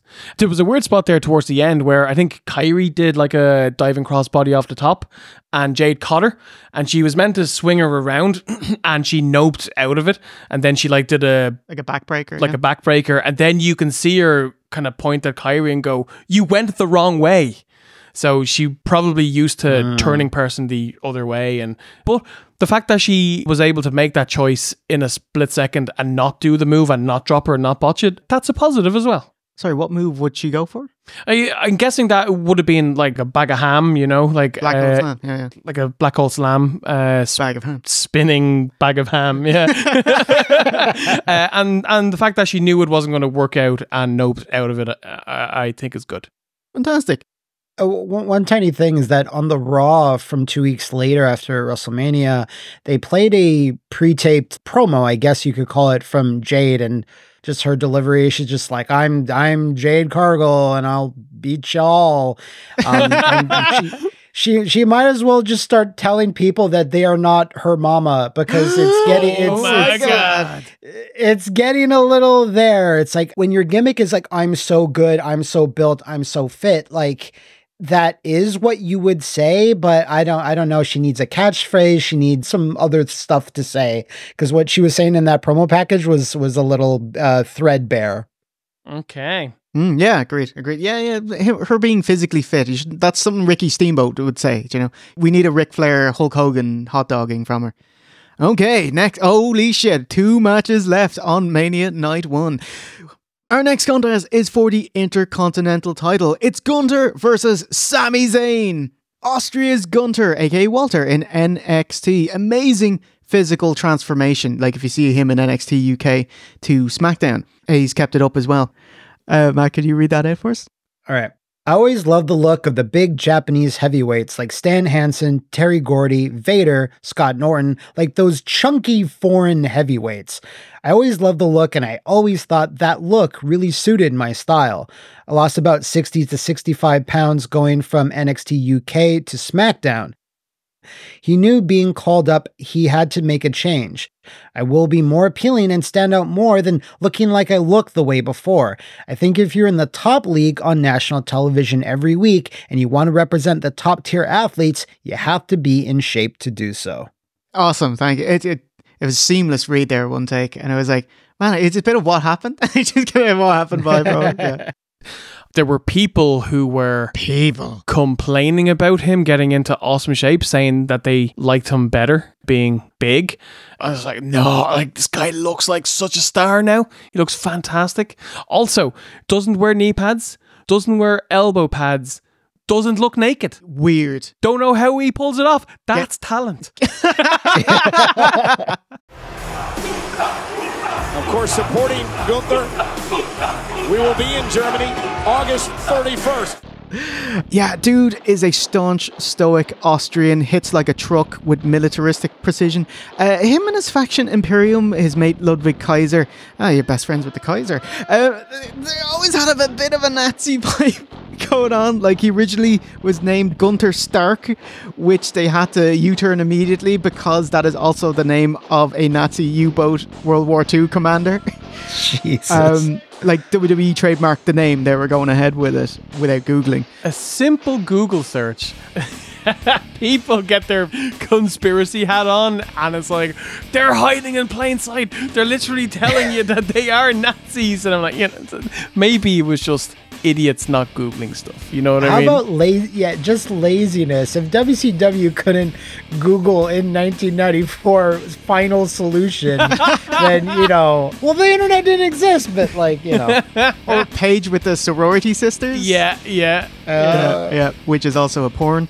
But fans are always hyper aware of any dodgy stuff with regards to Gunther, like his 2K23 rating being 88. Hiding in plain sight, Jay, I'm telling you. Told you. So they ended up bumping it to 89. That's so funny. Hey, Gunther's reign started at SmackDown 10th June 2022, just running through the entire roster. Shamo at which is mostly Rey Mysterio and Braun Strowman, but Shamo as well at Clash at the Castle, my favourite match of that show. He beat Rey Mysterio, Ricochet, Braun Strowman, bested Shamo and Drew at last year's Mania to retain. Drew again at SummerSlam 2023, the longest participant in Rumble history in 2024, 71 minutes 25 seconds, and tonight marks his 666th day as IC champion. Insight, lads. When he doesn't shave, because he has a clean shave, if he doesn't shave, does it grow in thicker under his nose? Do you know what I mean? Can't be trusted. He is Austrian. Sami main evented last year's Mania Bloodline Usos with Kevin Owens. Great match. Sami, an incredible underdog babyface, so sympathetic and not showmanship-like. So good at getting you to want to have him succeed. And it sounds like an incredibly lovely guy as well, because he uses his platform, his celebrity, for good, like he does Sami for Syria, charity drive to get medical services to those who need it in Syria. Amazing stuff. Oh, and he's Canadian as well. Yeah. So, yeah, guaranteed lovely bloke. Guaranteed. Yeah. Absolutely. Sami is, I was thinking about this, especially seeing him in Montreal like not too long ago. He is a mix of Mick Foley and Daniel Bryan. Oh, man. Yeah. Where is he the most physically fit sculpt guy in the world? No, absolutely not. But he doesn't need to be, because he has the stamina to do almost anything. He has that sort of underdog sort of feel to him. Even like the times where he's like kind of been heelish or have heelish tendencies, it's like, no, still love you, Sami. So yeah, just seeing him perform, the amount of moves that he can do is just incredible. Like, I don't know where he is in age though, but I hope it's enough where he can keep wrestling for a good long while still. Do you want to have a guess of how old he is? Feeling 38. Feeling 42. Oh wow, that's quite old. Because he's been going for 20 years. 39. He's 39. Okay. At this year's Mania, he was 39. Okay. Well said, Matt. Sami Zayn is in the ring with perhaps the greatest professional wrestler in the world right now. So this is the match, an imposing, dominant brute versus the lovable, self-doubting underdog. It's Ivan Drago versus Rocky. Mm-hmm. In Philly. Ooh, different superpower, Stephen. They're all commies, it's grand. Kick off, collar and elbow, muscle Sami into the corner. Reel up for a chop, Sami flinches, so pie faces Sami. Urgh. He's great. Capture a springboard into a German-Austrian suplex. Boot on the neck with Sami tied up in the corner. The match goes how the only way it could go. The Brute delivering an onslaught and us hoping that Sami can mount an offense long enough to put Gunther down for 3. But the Austrian continually mows him down, like Sami catching Gunther in a half Nelson suplex and another, but eats a lariat and it's back to chewing canvas for Sami. Oh, and he runs into a clothesline. Blue Thunder Bomb blocked. Go for it again and countered into a sleeper on the mat. Sami endures unrelenting punishment, double leg dropkick, powerbomb into pin. Helloooooo kick from Gunther, and he starts mocking Sami's wife in the crowd. Face of the champ as he glances down at Sami's wife. Even more smack talk to Sami's wife and just starts uglying Sami's mush. Big smile on the Austrian. How about a 3-star frog splash? Yeah. And again, Sami has a fit psyching himself up and the crowd just go crazy, willing him back to his feet. Helloooooo kick into the turnbuckle. Brain buster, Helloooooo kick. Do you believe in miracles? One more hell of a kick. And 1, 2, 3. Sami wins it. Hurry, Sami. The cover. Yes. Sami Zayn. Get it. Fan-fucking-tastic. Yep. This was your kind of feel-good moment of the night, which Sami also got at the main event of night 1 in last year's Mania with himself and Kevin Owens winning the tag belts. Built brilliantly, fantastic heat, great wrestling. Literally everything they did was perfect except for the Brain frog buster. splash, which I like the brain buster's fine. That was weird. It was like it's like it didn't I like connect at all. Like he stopped at the Brett's turnbuckle. Like it didn't go down. Yeah. You know what I mean? I thought it was fine. Yeah. Gunther is the definition of like working smart. Does nothing crazy, does nothing dangerous, does simple things, chops, boots, suplex, clubbing blows. But he picks his spots and he does it at the right time and he makes it look good. Like he has mastered simple things and he uses that to make himself look brilliant. And I think there's a lot of wrestlers out there who could learn a lot from watching him. Like, you don't have to kill yourself every night. You can pick your spots and you can be over as anybody else. Yeah, loved this match. Feel good wrestling moment that we don't get enough in pro wrestling. Fantastic. I like some feel bad moments. So I got him in we're watching TNA. Mick Foley not being able to unhook his leg. Oh my God. Lockdown. Feel bad moment. Yeah, like WrestleMania 32, that shit one from Texas. That was a feel bad event, like everything there. So yeah. Gunther is the perfect version of Ludwig Borga.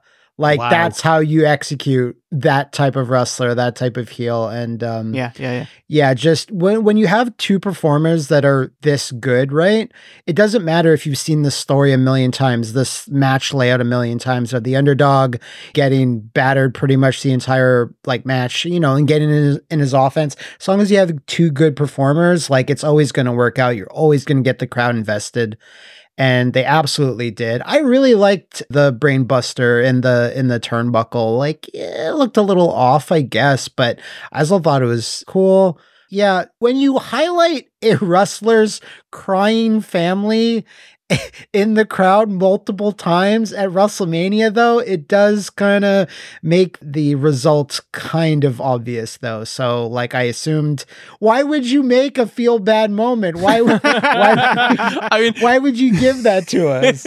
To be fair, like, they were kind of building off what they did like a couple of months ago with Gunther fighting Gable, and Gable brought his kids to the show and his daughter was in the front row and he told her that daddy was going to bring the belt home and he gets fucking battered and she's bawling her eyes out in the front row. Well, the kids got to learn sometimes. The kids have to know that the world is cruel sometimes. It is. Instead of cutting to Sami Zayn's crying wife, could they cut to Jimmy Uso's daughter on her phone?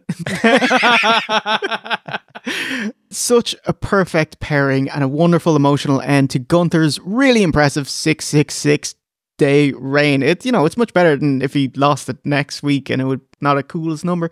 Bulldozing brute, his sadism and arrogance finally cost him against the man of the people, Sami Zayn. And I'd argue that since Sami is not of a wrestling family, he doesn't have a wrestling dynasty, but he gets such a great groundswell of support. Sami Zayn is the true people's champion. Yeah. I'd agree. And I really wanted to be the case that as time goes on, Sami gets his proper due, being recognized as the actual catalyst that really turned WWE hot. Like, Sami joining up with the Usos and Roman Reigns is what really turned things around, and that build to him wrestling Roman, was it at Elimination Chamber in 2023? Fucking phenomenal stuff. Absolutely incredible. So yeah, I just hope that as time goes on, people recognize how important Sami was to how hot WWE currently is. Okay, so 6 matches down, 1 match left, because it's time for your main event.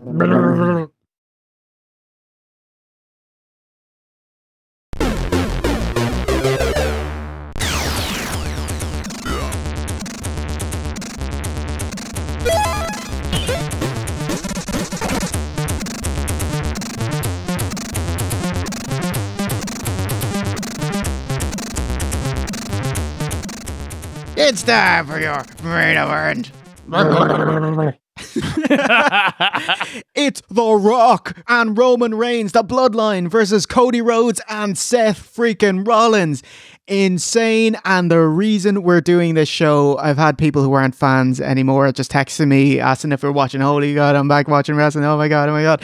The Rock is back. The Rock is heel. Holy shit. Because you could do Mania and he'd be babyface and it would do lots of numbers, but holy shit. Heel 2003 Rock is back. There was a couple of months ago when we were doing a show and we all talked about our favourite versions of The Rock, and yours was 98. I think Steve was like 2000 and mine was 2003. I'm so glad, just from a pure personal point, that this is the version of The Rock that I'm getting, because I love Hollywood heel Rock. It's the best. Oh, it's so good. Watching it, it's like the Attitude Era has come to bitch slap the PG era back into the stratosphere. You broke the all-time record for the largest gathering of trailer park trash The Rock has ever seen.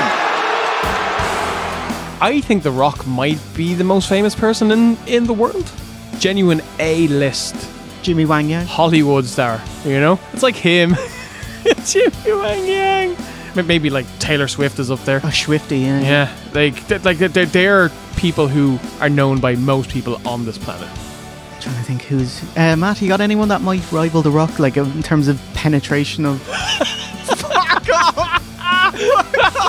Did somebody say penetration?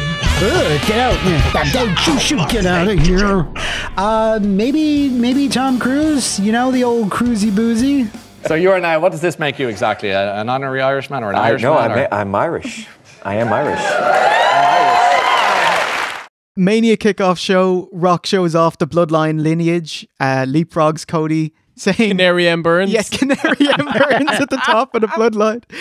Saying, Cody, well done and all, but it's me and Roman at WrestleMania 40, and just the fans just bought it completely. They were so angry. I'm like, mate, there's 8 weeks left till Mania. Don't worry about it. They were saying, oh, this wasn't the initial plan. We changed it and then changed it back. It's like, bollocks. This is way too perfect. You have done an incredible job of getting people to care about Cody Rhodes, because he earned it by winning the Royal Rumble, and then you took it away because a celebrity came and said, I'm having it. Yeah. And like, there's no better way to get people to rally behind Cody Rhodes. It plays into the internet hatred of part-time coming in and taking their spots. This right here is bullshit. I don't know if they thought that they could get away with having The Rock and Roman. Maybe their hubris was so huge that they thought that they could. But whatever is the case, it worked out brilliantly, and it cemented Cody as the uber babyface, like as the face of a generation. You know the way people like to talk about eras and, you know, this era is this and this era is this. I really think that the only real way to get into a new wrestling era is to have a new super babyface on top, and that's what we've got now. Well, hopefully, if he does the job tomorrow night. How you been liking this build, Matt? I think it was brilliant. Like, it did. I was kind of hook, line, and sinker. I was really mad. I was like, get out of here. I want to see Cody win. I was. My wife got into it. Like, she's like into, you know, wrestling every so often, but she was hearing about this separately from not hearing about me complain about it, about The Rock coming in. Like, she was just on her socials and she found out about it. And she was like, yeah, what is this? What's going on? And like, we were both invested in it together. So I think, you know, it worked as brilliantly as you possibly could hope for. And I think it was the right choice. And I love Hollywood heel Rock. There are moments in life where people talk shit when they shouldn't be talking shit. The Rock's decided, I'm just gonna drop F-bombs and S-bombs how I want. And, you know, your bleep guy in production, he better be fast. Because he cut 20-minute promos before his Raw appearance, like on his Twitter or Instagram. So you're just getting A+ level promos twice that night. You know, Cody, fuck your story. He started healing out on Cody's dog. Pharaoh! Yeah. He's such a cool dog. Yeah. He's a good boy. Hey, Pharaoh. Don't call that dog Pharaoh. Call him shithead. Usually The Rock coins some insult for his opponent, like he's taken on Goldberg, call him Whisker Biscuits. You know, Cena's very famous with Fruity Pebbles. Yes. This one for Cody, it's on Cody's fans. I'm going to attack your fans, not you, which is even better, calling them the Cody Crybabies. members of the press, world watching, I introduce you to the Cody Crybabies.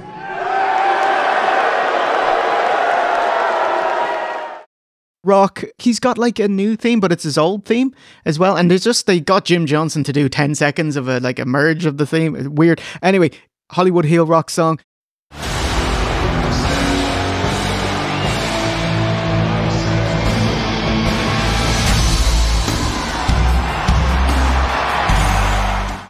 And he's got a new lightning entrance. Oh, it's so good. And he's got his waistcoats. So it's like the shirts, but they're now waistcoats. Oh my God, what's happening? You bring in 1998 barreling into 2024. It's brilliant. Someone posted a picture. Someone out of the Golden Girls had the same shirt as him. It wasn't Blanche. Final boss. Engage.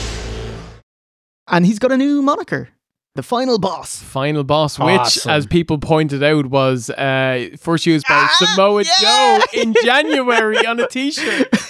That was so funny because they got abuse for it because they're like, hey, buy Samoa Joe's new t-shirt, The Final Boss. And yeah, he's been saying that since at least January. But listen, lads, NXT UK's Mika Satomura has been called the Final Boss in 2022. There we go.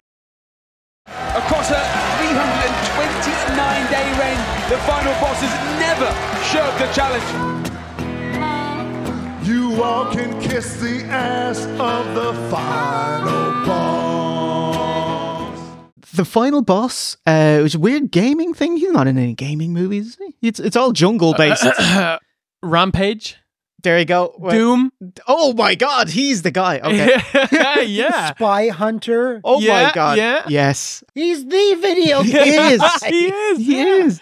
Legit, he is the boss because he's on TKO's board of directors. And actually, for his Mania performance, they rewarded him by giving him extra TKO shares equivalent to $9.4 million.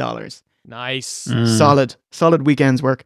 Because this is what happens when you fuck with the Final Boss. Okay, so the big angle was beating the bollocks out of Cody Rhodes, bloodying him beside his truck and revealing the Rock's belt, which reads Mama Rhodes. It was good shit, man. Heat. He only needs to mention Dusty or so, and just the crowd. What are you saying? Watch it, mate. It's so good, and it's beautiful as well. The production with it, because they went out and it was raining outside on that Raw, and you see since brightly lit, but it's dark outside and there's puddles and it's glistening. Anyway, it's beautiful looking. Clear, now you stay down. Fuck that. Clear, guys. Fuck that. You shut your mouth. Clear my ass. How did that feel? Did that feel good? What, just because the show's over, that doesn't mean that the shit stops. The Rock doesn't give a fuck. Do you want the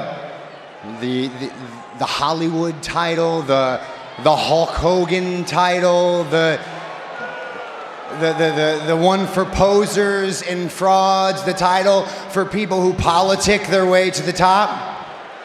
Do you want the Workhorse Championship, the Blue Collar Championship? Because that's what the World Heavyweight Championship means. It is about who is the very best between these ropes. I do feel bad for consolation prize Seth Rollins, because at the Mania kickoff, he's Cody, you should main event with me because we're the workhorses. This is the Workhorse Championship, and you should beat me because we're here every week. And it's well, I want to wrestle with the stars. It's like Dancing with the Stars, but more wrestling. I don't want no goatsy belt, Yeah. Oh, shit. But it works out so well as WWE have managed to create one storyline big enough to main event 2 nights of WrestleMania. When The Rock and Roman Reigns beat your 2 candy asses on night 1, then on night 2, for your championship match, Cody Rhodes, it's bloodline rules. Anything goes. On the Saturday, you get The Rock for one night in a tag match. The winning team gets the stip of the Sunday night main event, which is Cody versus Reigns for Reigns' world title. So you can either have the bloodline bullshit unfair rules or a straight contest. Beating Reigns in a fair fight is almost impossible, so with the heel stip, it will be impossible. He'd need something supernatural to beat those odds. Oh. Tap the nose. You had your time. You had your time. You damn sure can't have ours. So you want your answer? Biggest WrestleMania of all time. Biggest tag match of all time. We accept. Going into this match with the winning stipulations, I think it was like pretty obvious what was, going to happen, or what you hoped what was going to happen, but I was loving all this stuff. We saw on the Go Home Raw with Bloodline Rules, they had a match with Solo and Cody loses. So it's like, well, you're not going to win if this is the case. How can Cody possibly overcome it? Let's find out. Let's do it.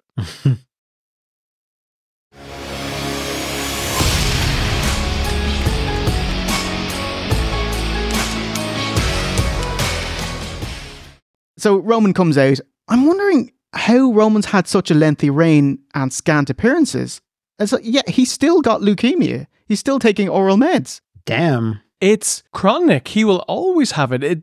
It will never go away. And he's had it for years. Yeah, it was weird because like Pat McAfee mentioned that. It was like, as Roman stands in this ring, he's currently fighting leukemia. I'm just like, do what WWE didn't do and Google something, you clowns, I was thinking, why has he had such a lengthy reign? And it's like, WWE don't know when he will retire. He might come to them, one of the Raws, I have to retire, that's it. And they're like, we need to get as much as we can out of you, extract the value. So they've just been going month to month, but it's happened to be year on year now. I mean, also, as long as something is hot and it's riding high, you ride that wave. You know what I mean? Like you shouldn't be taking your belt off of somebody before it's time, and it's possibly time tomorrow. Yes, thank you.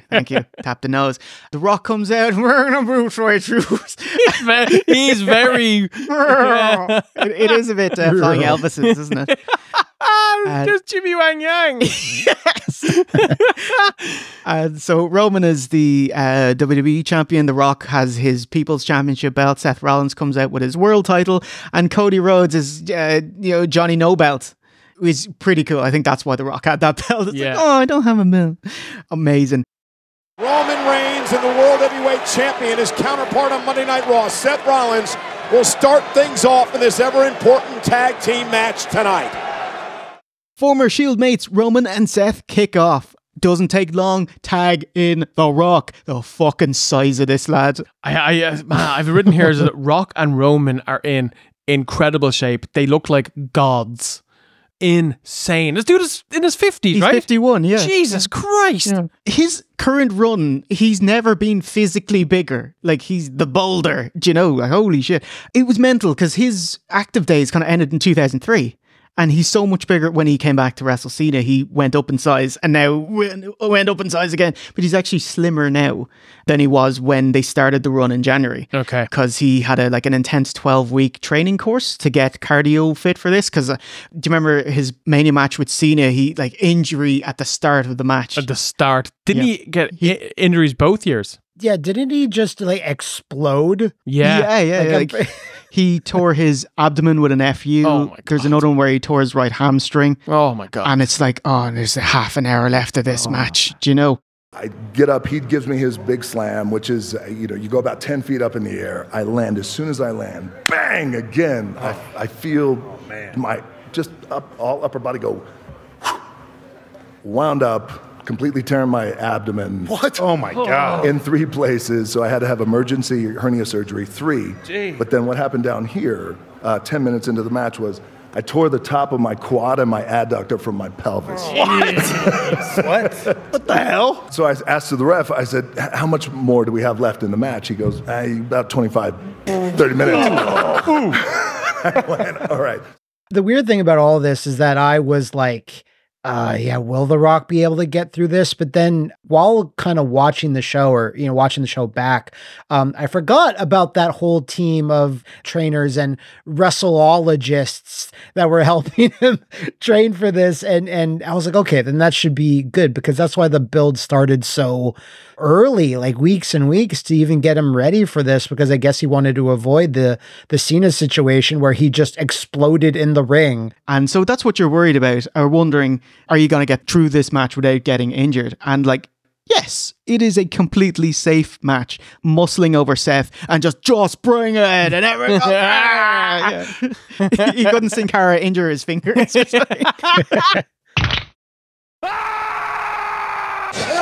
Uh-oh, here we go. And Cody and Seth going right up to Rock and Roman, and the brawl's underway. The match is long, by the way, 44.5 minutes. Wow. But such a masterful build. Legit one of the biggest stars in Hollywood and the three most over acts in wrestling, Cody, Seth, Roman. The crowd continually lose their minds and are completely invested. They bit and are not letting go. The performers allow and encourage the fans to chant and scream and live in the moment.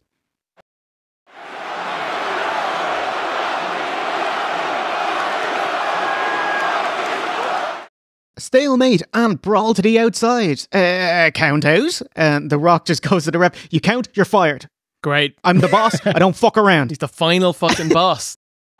As Rock and Rollins. Listen to me. You count, you're fired. You understand? You know The Rock, I don't fuck around. Okay. You count, you're fired.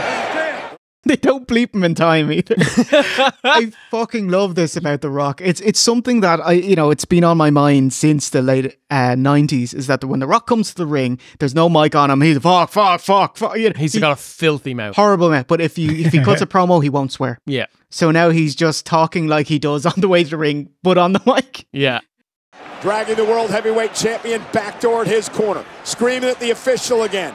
Barking at everybody. Oh my God. The Rock just delivered a deliberate low blow. So this storyline beat is referee Chad Patton. Even though this is supposed to be a regular tag bout, heel Rock is forcing his influence, stacking the deck against Cody and Seth. Rock navigates his way to a bin. What temperature is it, Jay? Ooh, it's a white hot wastebasket. Yes, let's go with that. And also, he decides to gargle some bottled water in between laying the Smackdown. And I was like, oh yeah, Vince is definitely gone, because he hates wrestlers drinking water. Which is weird, because like athletes need hydration. Well, yeah, I was about to say, he hates people keeping themselves alive. he used to see it as weakness, and it's funny that he goes and drinks water when there was literally a prime hydration station right next to him. He's like, he's not drinking that shit. Yeah, don't touch my body with that stuff.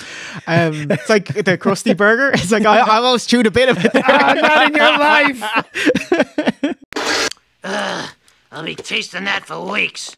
Back in the ring, Rock works on Seth's injured knee. He legit had a torn MCL and partially torn meniscus in January, only returning before WrestleMania XL and needing to take time off afterwards. And Roman works it over with a single leg Boston Crab. For the first time in his career, Rock applies a sharpshooter correctly. Oh my God. Oh my God. Didn't like it. I go back to what standing up and going forward. Yeah. It looked great. First Cody cutter, can't do it. Tries again and gets Superman punched instead. First big time false finish, a spear is denied. Top rope Cody cutter into a set splash. Can't seal it. Spear is denied again. Curb stomp. Crossroads. Cover. Broken up by The Rock. Spear is finally hit. 1, 2, no! Roman front face guillotine and scissor, and The Rock holding the feet so he really can't escape. The ref is not counting this illegal move because he doesn't want to lose his job. Yeah. But Seth curb stomps Cody free. Time to break out Mama Rhodes. Rock's weightlifter belt. He taunts Cody's mom and she shouts, bullshit!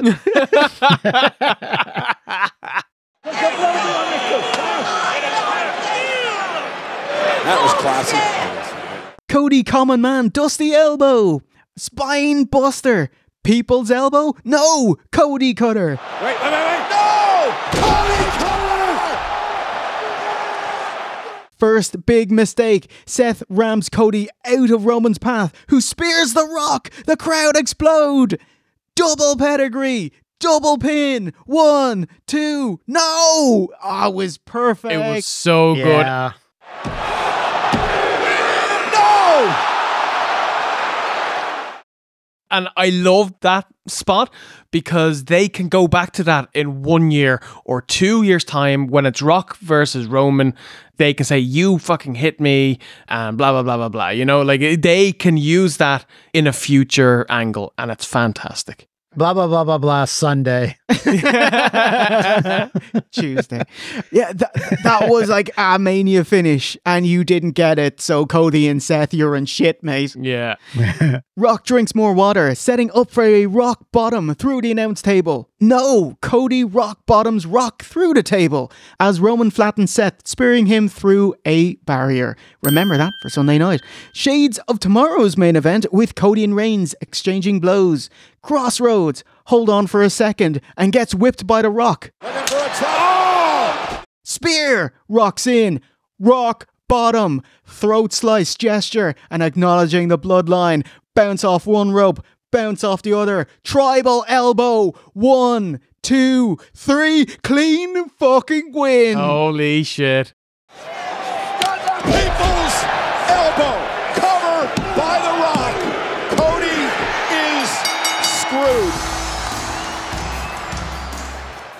Matt, what did you think, mate? I mean, there's only so much that they can really do in terms of like risky, like crazy shit. And they just had that right balance because it's almost as if some of the performers have a huge match the next night. But yeah, they still made it exciting. When you said for like, what, 43 minutes, I was like, oh my God, like that's a negative, but it didn't feel like it. Like, were you counting bell to bell or was that with the entrances?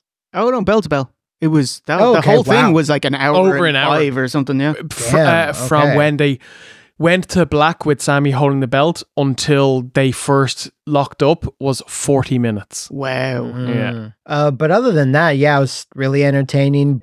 But like I was mentioning before with the winning stipulations, it's kind of like, yeah, they're definitely losing on this night. Like, you can't give the baby faces an advantage going into the next night. So yeah, I still thought it was really entertaining and The Rock didn't do a whole ton of shit, but what he did do, especially his selling, his memeable selling, was very entertaining all throughout. So yeah, I was very happy with this. What bit were you thinking of with the memeable selling? Oh, I think it's after the spear. Like a lot of people have zoomed in on it. He's holding his tummy and he's just screaming. Yeah, like Rock would do that with Goldberg as well. He'd have the supercell. Yeah. When he'd take that. Yeah. What do you think? So I was going to get the only negative thing about this match that I have. No Jimmy Wang. We were Wangless. Repeat. 44 minutes. Yeah. I think you could have cut 10 minutes off and I think it would have been even better, but that's nitpicking. Probably. Like, who cares? This match was awesome. It didn't have the crispest wrestling or the most amount of spots or the most pre-planned things that you'll see in a wrestling main event, but I was invested from bell to bell. I wanted the babyfaces to win, and I've always been a very heel-driven fan, you know. I always want the heels to win, but traditionally more entertaining. Yeah, but I was really, really pulling for Cody here. I thought The Rock was incredible. He's a bit older, 20% slower, but he's as awesome, if not more awesome. He's the most charismatic wrestler there's ever been. He's just unbelievable. And I thought that the last 25 minutes of this match were just wall-to-wall awesomeness. I loved it. I watched this live and it was like 4:30 in the morning and I was just like at the edge of my chair watching it. And it was, loved it. Absolutely brilliant. And it built to WrestleMania Night 2. So yeah, just 2 massive gorilla thumbs up. Excellent. My biggest worry in the match, besides Rock getting injured, is that he wrestles traditionally a very babyface style. Like when he punches, he pulls back huge, and it's a really fake wrestling style as well. And that this is a very heated and personal and aggressive Rock, where like he's just hurling expletives at you at the top of his voice, and he's going to smash you on promo, and I'm going to smash you in the ring. So this is a different air about The Rock, and I was worried that when he comes in and starts like waggling his feet for the kick and stuff, it's going to kill it. Yeah. And he didn't at all. It looked completely great, completely in line, and it worked masterfully. And it was like the right decision is the heels winning, but to do it correctly, Cody has to lose. And I'm like, are they man enough to do what's right for the storyline and make Cody lose clean to The Rock so The Rock can celebrate and have his night, because he's, not the focus on the second night. And that's a nut that he can squirrel away and bring out at a future time and get a world title. Yes, should Cody win. If Cody wins, of course. Absolutely.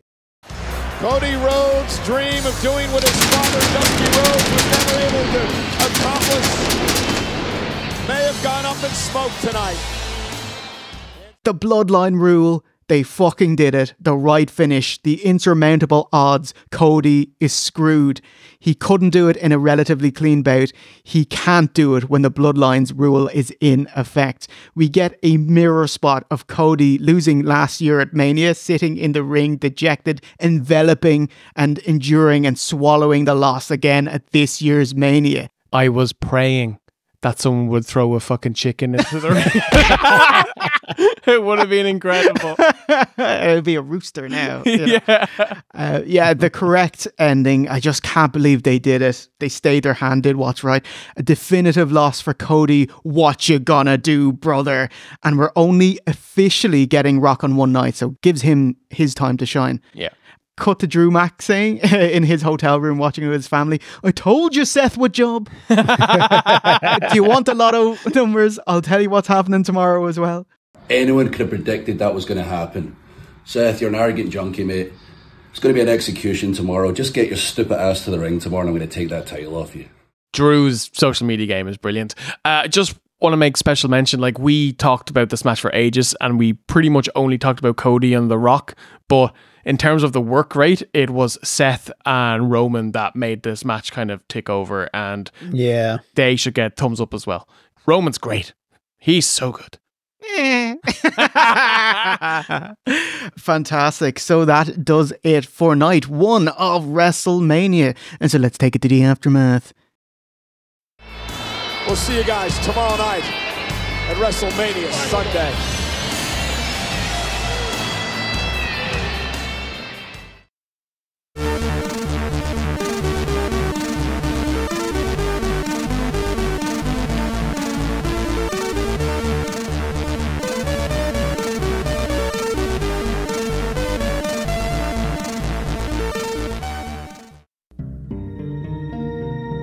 Welcome to the aftermath.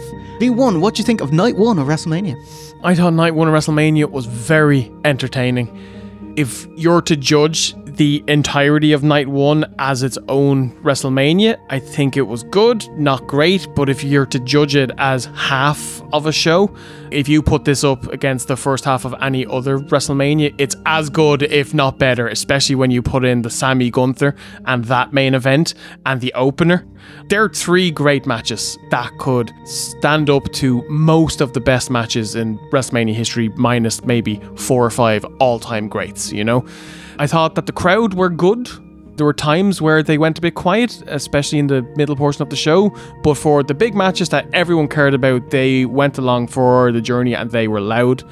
I should say that we are skipping the interstitials of WrestleMania, because like between bouts there's like 8 minutes of doing nothing and sponsorships and ads and stuff like that. I'm sure that kills the crowd because it bloats the entire runtime by an hour. Absolutely. And I also want to bring up the point that this is not just a WrestleMania show, this is a WrestleMania weekend. I'm sure that a large portion of these fans had seen 200 other matches, and I'm sure you're going to be knackered.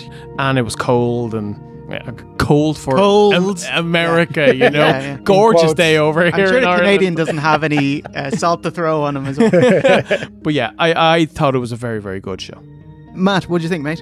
Yeah, much the same. I do think we'll get to it, but I do think night 2 was overall better just because it didn't really have, sorry to say, as bad of a match as Jay and Jimmy did. You know, I feel bad saying it, but, you know, there has to be like the worst match on the card, and that was the one so far. We did it! So we're number 1. Aside from that, I was happy with the matches that I cared about, like Ripley versus Becky and Sami versus Gunther and the Rock and Roman connection versus Cody F and Rollins. So I was happy enough with those matches, and everything else was, you know, totally solid across the board. I think the advertisements also, I think it's something you can get used to, unfortunately, but yeah, that was a distraction through most of it because I hadn't seen this sheer amount in like a long time, so that took some getting used to, but still really good. And like, you know, compared to some of the Manias, especially God, the shit one from Texas I keep referencing. Yeah, you made an ad break questionarium. You were so angry about that. Like, I missed half the matches because they wouldn't let us in. God damn it. So yeah, I was happy enough with everything. Yeah, I agree. Yeah, like 2/3 of it was very, very enjoyable, but it was stretched to 4 hours 17, which is, come on, mate. So I think the OSW version will be superior. Hopefully you enjoyed this one even more. But you'll have to find out, will it top tomorrow night? Next time on OSW, I'm hot dogging you, tough shit. Gotcha. 2 right. So anyway, we will be back next Sunday for OSW WrestleMania Part 2. So it's a goodbye from V1. Matt McMuscles. Hey, I'm Matt McMuscles. And myself. I don't have a thing. And the 2.5-time Golden Nogger Award winner, Jay Hunter. And remember, a winner is you.